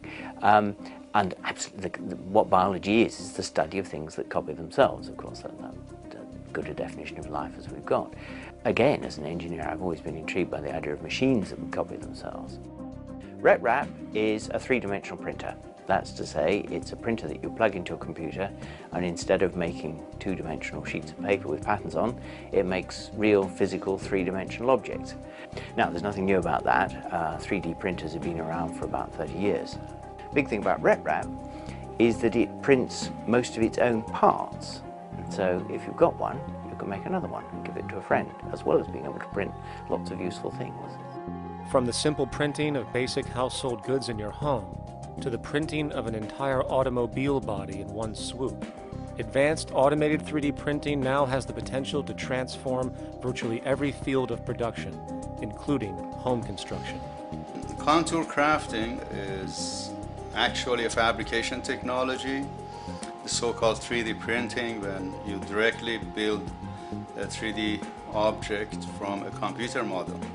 Using contour crafting, it will be possible to build a 2,000 square foot home entirely by the machine in one day. The reason that people are interested in automating construction is that it really brings a lot of benefits. For example, construction is pretty labor intensive, and although it provides job for a sector of the society, it also has issues and complications. For example, construction is the most dangerous job that there is. It is worse than mining and agriculture. It has got the highest level of fatality almost in every country. Another issue is the waste. An average home in the United States has 3 to 7 tons of waste. So this is huge if we look at the impact of construction and knowing that about 40% of all materials in the world are used in construction. So a big waste of energy and resources and big damage to the environment as well. Making homes using hammers and nails and wood with the state of our technology today is really absurd and will go the way of our labor class in regards to manufacturing in the United States. Recently, there was a study by economist David Autor of MIT that states that our middle class is obsolete and being replaced by automation. Quite simply, mechanization is more productive, efficient, and sustainable than human labor in virtually every sector of the economy today. Machines do not need vacations, breaks, insurance, pensions, and they can work 24 hours a day every day. The output potential and accuracy compared to human labor is unmatched. The bottom line, repetitive human labor is becoming obsolete and impractical across the world, and the unemployment you see around you today is fundamentally the result of this evolution of efficiency in technology. For years, market economists have dismissed this growing pattern, which could be called technological unemployment, because of the fact that new sectors always seem to emerge to reabsorb the displaced workers. Today, the service sector is the only real hub left and currently employs over 80% of the American workforce, with most industrialized countries maintaining a similar proportion. However, this sector is now being challenged increasingly by automated kiosks, automated restaurants, and even automated stores. Economists today are finally acknowledging what they have been denying for years. Not only is technological unemployment exasperating the current labor crisis we see across the world due to the global economic downturn, but the more the recession deepens, the faster the industries are mechanizing. The catch, which is not realized, is that the faster they mechanize to save money, the more they displace people, the more they reduce public purchasing power. This means that while the corporation can produce everything more cheaply, fewer and fewer people will actually have money to buy anything, regardless of how cheap they become. The bottom line is that the labor for income game is slowly coming to an end. In fact, if you take a moment to reflect on the jobs which are in existence today, which automation could take over right now if applied, 75% of the global workforce could be replaced by mechanization tomorrow. And this is why, in a resource-based economy, there is no monetary market system, no money at all, for there is no need. A resource-based economy recognizes the efficiency of mechanization and accepts it for what it offers. It doesn't fight it like we do today. Why? Because it is irresponsible not to, given any interest in efficiency and sustainability. And this brings us back to our city system. In the center is the central dome, which not only houses the educational facilities and transportation hub, it also hosts the mainframe that runs the city's technical operations. The city is, in fact, one big automated machine. It has sensors in all technical belts to track the progress of agriculture, energy gathering, production, distribution, and the like. Now, would people be needed to oversee these operations in the event of a malfunction or the like? Most probably yes, but that number would decrease over time as improvements continue. However, as of today, maybe 3% of the city population would be needed for this job when you break it down. And I can assure you that in an economic system which is actually designed to take care of you and secure your well-being, without you having to submit to a private dictatorship on a daily basis, usually to a job that is either technically unnecessary or socially pointless, while often struggling with debt that doesn't exist just to make ends meet. I guarantee you people will volunteer their time left and right to maintain and improve a system that actually takes care of them. And coupled with this issue of incentive comes the common assumption that if there isn't some external pressure for one to work for a living, people will just sit around, do nothing, and turn into fat, lazy blobs. This is nonsense. The labor system we have today is in fact the generator of laziness, not a resolver of it. If you think back to when you were a child, full of life, interested in new things to understand, likely creating and exploring, but as time went on, the system pushed you into the focus of figuring out how to make money. And from early education to study at a university, you are narrowed, only to emerge as a creature which serves as a cog in a wheel in a model that sends all the fruits to the upper 1%. Scientific studies have now shown that people are, in fact, not motivated by monetary reward when it comes to ingenuity and creation. The creation itself is the reward.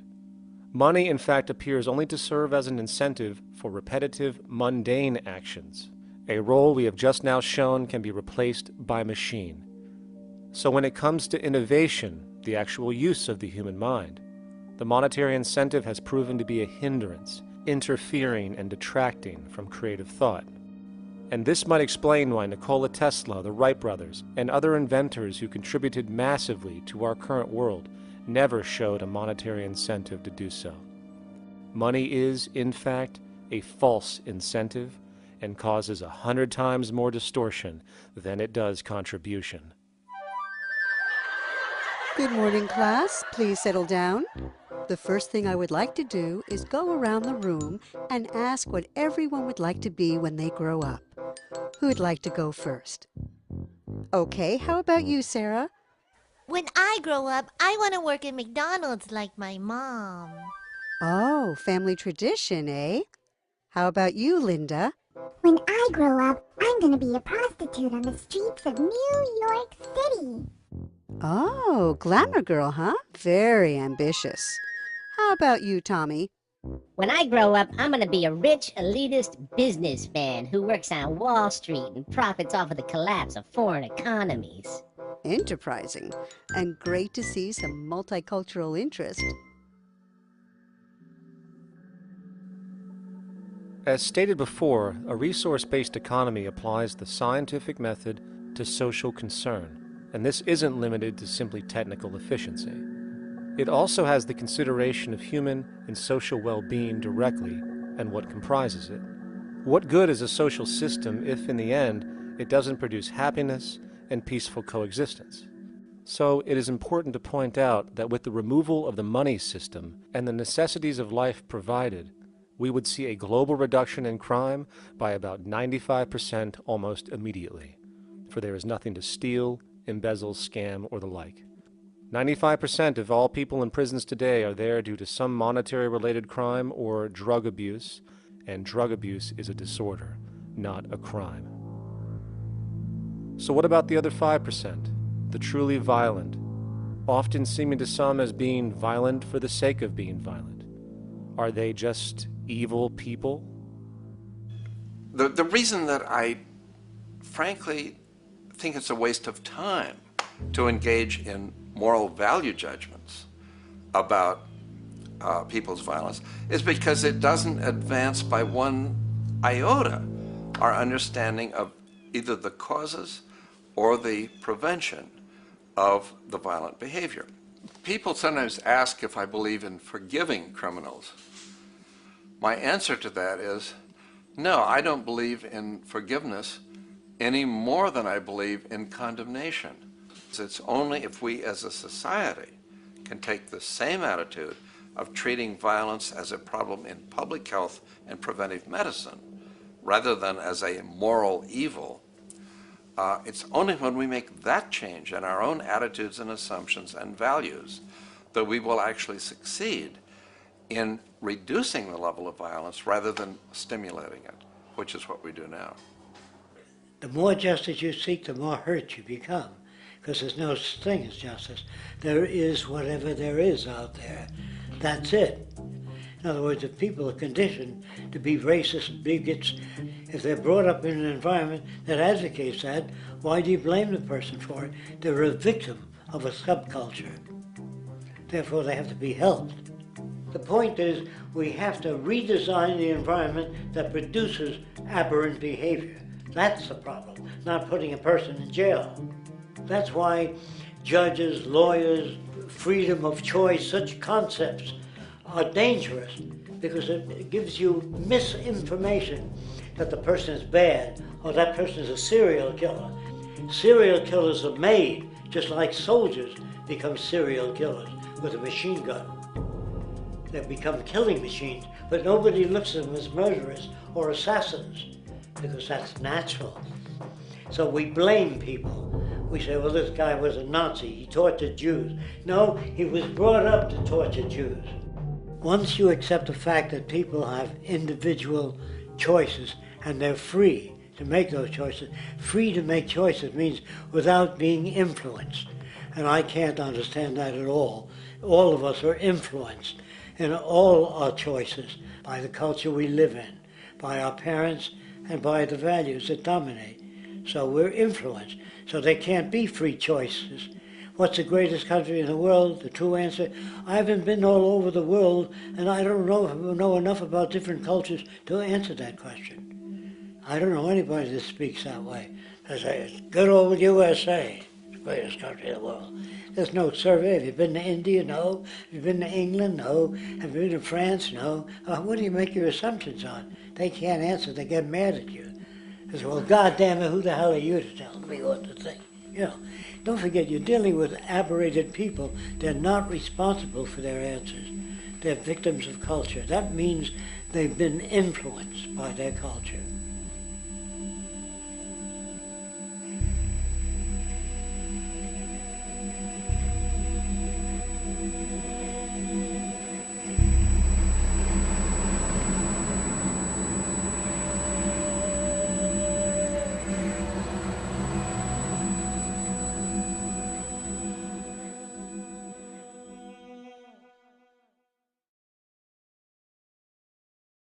When we consider a resource-based economy, there are often a number of arguments that tend to come up with regard to the efficiency. Hey! Now hold on just a minute. Yes? I know what this is. This is called Marxism, buddy. Stalin killed 800 billion people because of ideas like this. My father died in the gulag. Hold on. Communist, fascist. You don't like America, you should just leave. All right, everybody just calm down. Death to the New World Order. Death to the New World Order. And as the irrationality of the audience grew, shocked and confused, suddenly the narrator suffered a fatal heart attack. And the seemingly communist propaganda film was no more.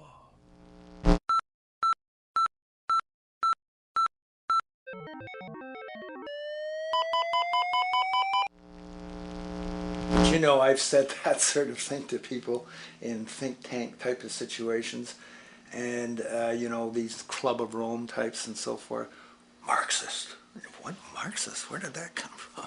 You know, they got this icon they hold on to as their holy grail, and it's such an easy one, you know. People ask if I'm a socialist or a communist or a capitalist, and I say I'm none of the above. And why do you think that those are the only options? All of those political constructs were created by writers who assumed that we lived on a planet of infinite resources. Not a one of those political philosophies even contemplates that there might be a shortage of anything.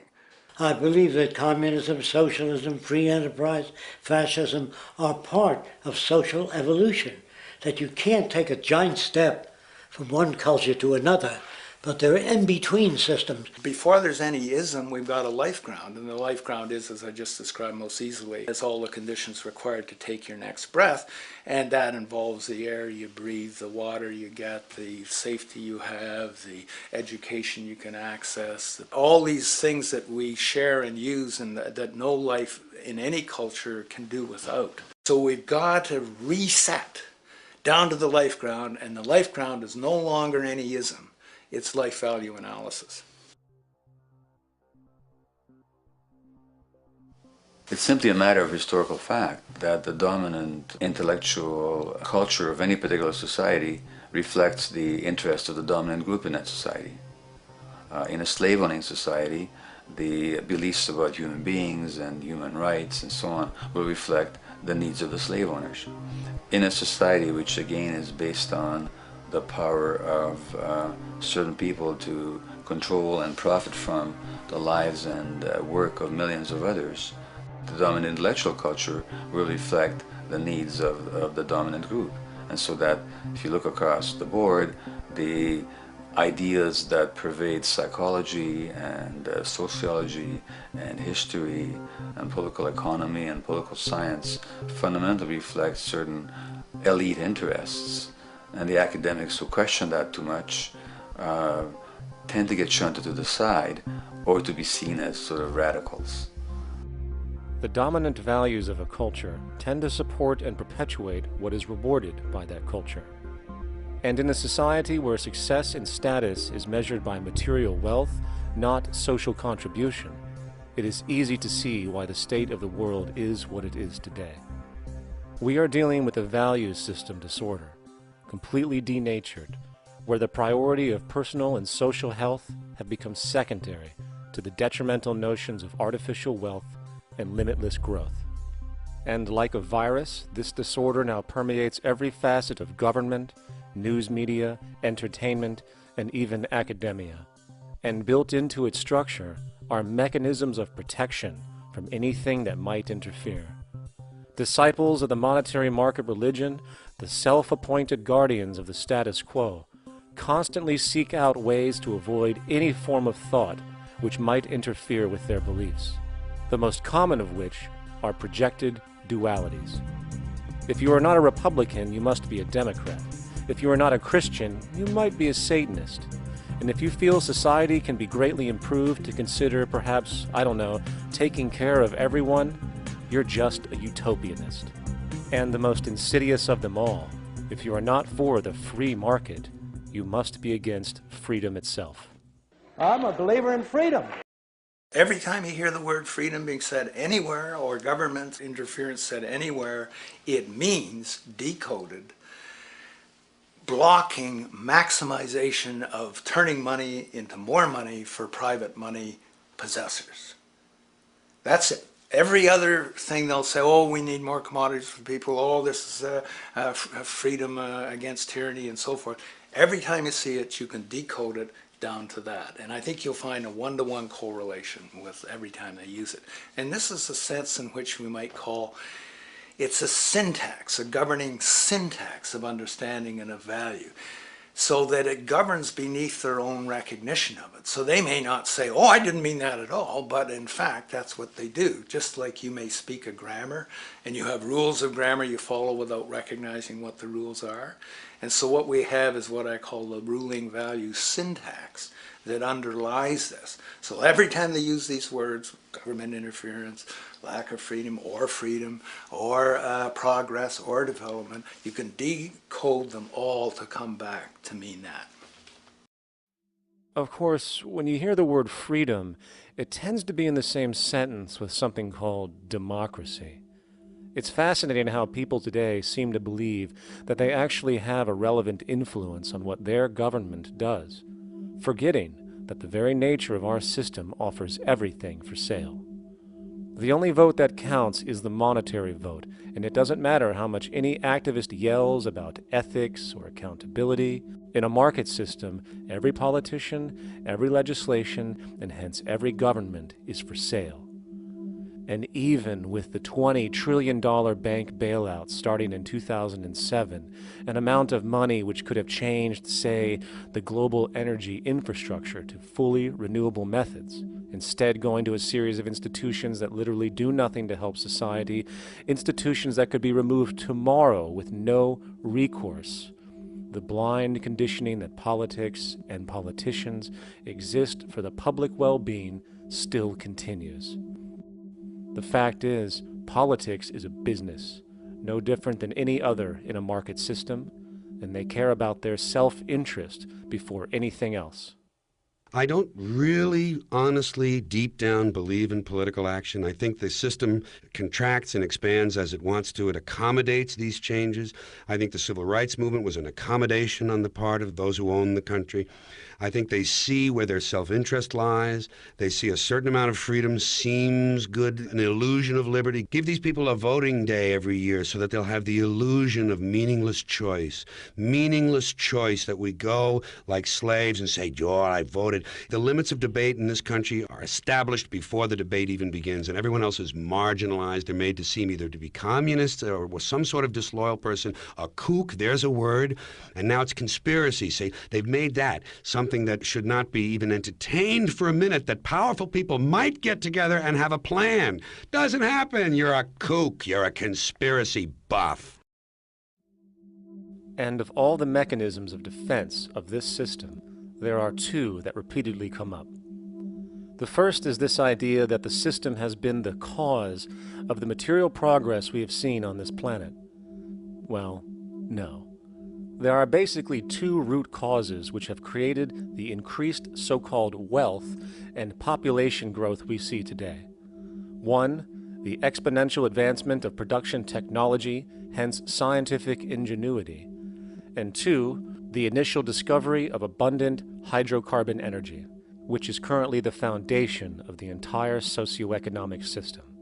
The free market, capitalist, monetary market system, whatever you want to call it, has done nothing but ride the wave of these advents with a distorted incentive system and a haphazard, grossly unequal method of utilizing and distributing those fruits. The second defense is a belligerent social bias generated from years of propaganda, which sees any other social system as a route to so-called tyranny, with various name droppings of Stalin, Mao, Hitler, and the death tolls they generated. Well, as despotic as these men might have been, along with the societal approaches they perpetuated, when it comes to the game of death, when it comes to the systematic daily mass murder of human beings, nothing in history compares to what we have today. Famines throughout at least the last century of our history have not been caused by a lack of food. They've been caused by relative poverty. The economic resources were so inequitably distributed that the poor simply didn't have enough money with which to buy the food that would have been available if they could have afforded to pay for it. That would be an example of structural violence. Another example, in Africa and some other areas, but I'll particularly focus on Africa, tens of millions of people are dying of AIDS. Why are they dying? It's not because we don't know how to treat AIDS. We have, millions of people in the wealthy countries are getting along remarkably well because they have the medicines that will treat it. The people in Africa who are dying of AIDS are not dying because of the HIV virus. They're dying because they don't have the money with which to pay for the drugs that would keep them alive. Gandhi saw this. He said the deadliest form of violence is poverty. And that's absolutely right. Poverty kills far more people than all the wars in history, more people than all the murderers in history, more than all the suicides in history. Not only does structural violence kill more people than all the behavioral violence put together, structural violence is also the main cause of behavioral violence.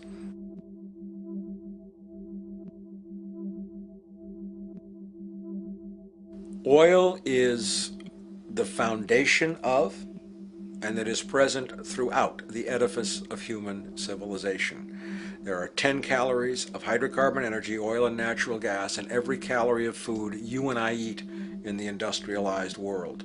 Fertilizers are made from natural gas. Pesticides are made from oil. You drive oil-powered machines to plant, plow, irrigate, harvest, transport, package. You wrap the food in plastic, that's oil. All plastic is oil. There are 7 gallons of oil in every tire. Oil is everywhere. It's ubiquitous. And it's only because of oil that there are 7 billion people, or almost 7 billion people on this planet right now. The arrival of this cheap, easy energy, which is equivalent, by the way, to billions of slaves working around the clock, changed the world in such a radical way over the last century, and the population has gone up 10 times. But by 2050, oil supply is able to support less than half the present world's population in their present way of life. So the scale of adjustment to live differently is just enormous. The world is now using 6 barrels of oil for every barrel it finds. 5 years ago, it was using 4 barrels of oil for every barrel it finds. A year from now, it's going to be using 8 barrels of oil for every barrel it finds. What's disturbing to me is the lack of any real effort from governments worldwide or industry leaders worldwide to do something different. I mean, we have these sort of attempts to build more wind power and to maybe do something with tide.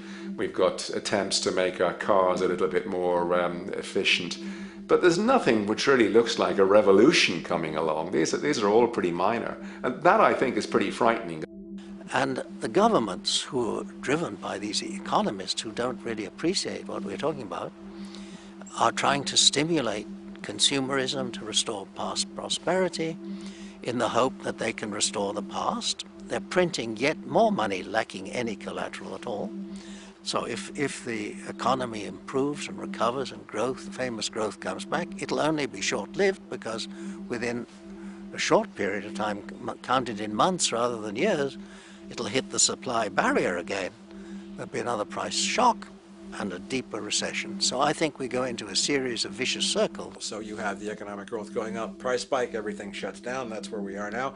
Then it starts to come up again. But what we have now is this area where there's no more ability to produce cheap energy. We're at the peak. We're on the downslope of oil production.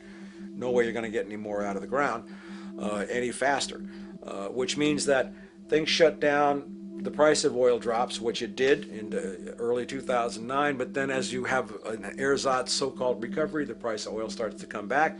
It's recently been hovering around $80 a barrel, and what we see is at $80 a barrel now, with the economic and financial collapse, people are having a hard time affording that. World oil production right now is about 86 million barrels a day. Over 10 years, you're looking at roughly 40 million barrels a day having to be replaced.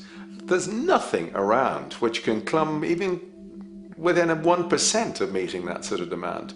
If we don't do something pretty quickly, there's going to be a huge energy deficiency.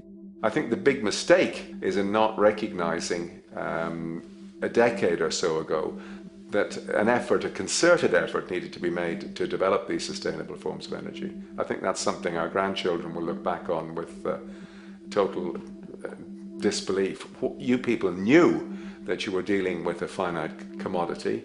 How could you possibly have built your economy around something which was going to disappear? For the first time in human history, the species is now faced with the depletion of a core resource central to our current system of survival. And the punchline of the whole thing is that even with oil becoming more and more scarce, the economic system will still blindly push its cancerous growth model, so people can go out and buy more oil-powered cars to generate GDP and jobs, exacerbating the decline. Are there solutions to replace the edifice of the hydrocarbon economy? Of course. But the path needed to accomplish these changes will not manifest through the market system protocols required, since new solutions can only be implemented through the profit mechanism. People are not investing in renewable energies because there is no money in it in both the long and short term, and the commitment needed to make it happen can only occur at a severe financial loss. Hence, there is no monetary incentive, and in this system, if there's no monetary incentive, things do not happen. And on top of it all, peak oil is just one of many surfacing consequences of the environmental social train wreck gaining speed today. Other declines include freshwater, the very fabric of our existence, which is currently showing shortages for 2.8 billion people, and those shortages are on pace to reach 4 billion by 2030. Food production, the destruction of arable cropland, from which 99.7% of all human food comes from today, is occurring up to 40 times faster than it is being replenished. And over the last 40 years, 30% of the arable land has become unproductive. Not to mention that hydrocarbons are the backbone of agriculture today, and as it declines, so will the food supply. As far as resources in general, at our current patterns of consumption, by 2030 we will need 2 planets to continue our rates, not to mention the continual destruction of life-supporting biodiversity, causing extinction spasms and environmental destabilization across the globe. And with all of these declines, we have the near exponential population growth, where by 2030 there might be over 8 billion people on this planet. Energy production alone would need to increase 44% by 2030 to meet such demand. And again, since money is the only initiator of action, are we to expect that any country on the planet is going to be able to afford the massive changes needed to revolutionize agriculture, water processing, energy production, and the like, when the global debt pyramid scheme is slowly shutting the entire world down? Not to mention the fact that the unemployment you currently see is going to become normality due to the nature of technological unemployment. The jobs are not coming back. And finally, a broad social perspective. From 1970 to 2010, poverty on this planet doubled due to this system. And given our current state, do you honestly think we will see anything less than more doubling, more suffering, and more mass starvation? There is not going to be any recovery. This is not some long depression that we're someday going to pull out of. I think the next phase we're going to see after the next round of economic collapse is massive civil unrest, when employment checks stop being paid because the states have no money left. And when things get so bad that people lose confidence in their elected leaders, they will demand change if we don't kill each other in the process or destroy the environment. I'm just afraid that we might get to the point of no return. And that bothers me no end. We do all we can to avoid that condition. It's clear that we're on the verge of a great transition in human life. That what we face now is this fundamental change of the life we've known over the last century. There has to be a link between the economy and the resources of this planet, the resources being, of course, all animal and plant life, the health of the oceans and everything else. This is a monetary paradigm that will not let go until it's killed the last human being. The in-group will do all it can to stay in power. And that's what you got to keep in mind. They'll use the Army and Navy and lies or whatever they have to use to keep in power. They're not about to give it up because they don't know of any other system that will perpetuate their kind.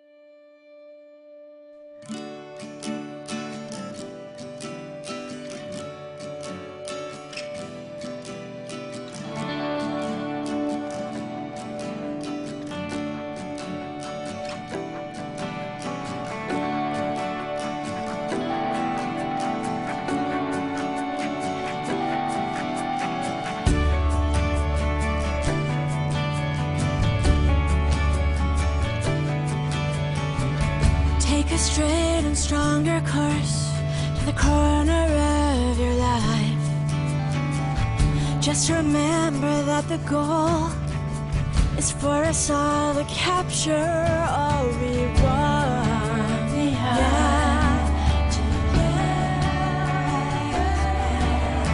Don't surround yourself with yourself. Move on back to squares. Send an instant karma to me, and I shall live with love and care for yourself. 'Cause it's time and time with your time, and its news is captured for the Queen to use.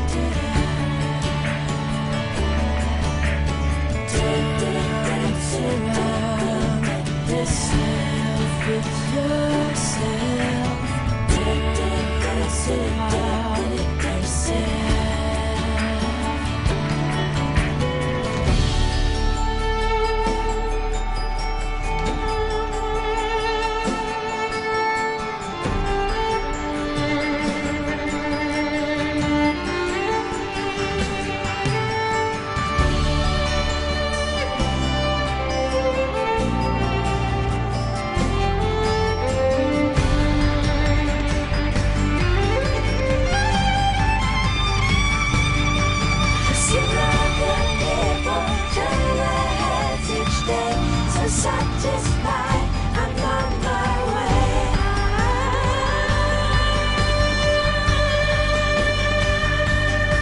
To see other people turn their heads each day. So satisfied, I'm on my way. To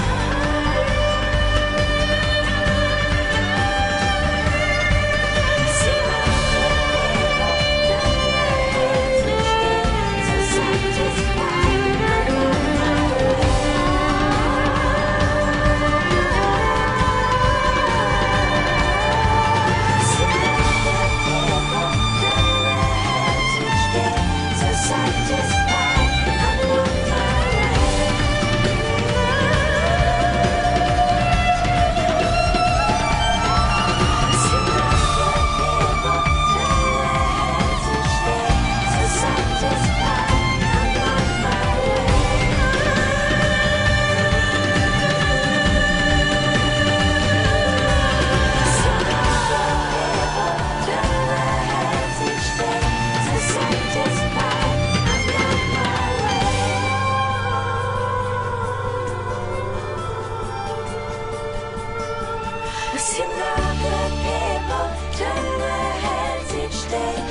Satisfied, I'm on my way.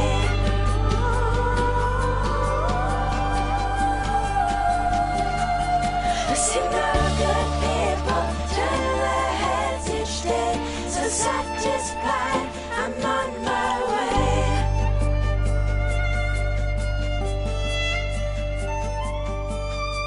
I see no good people turn their heads each day.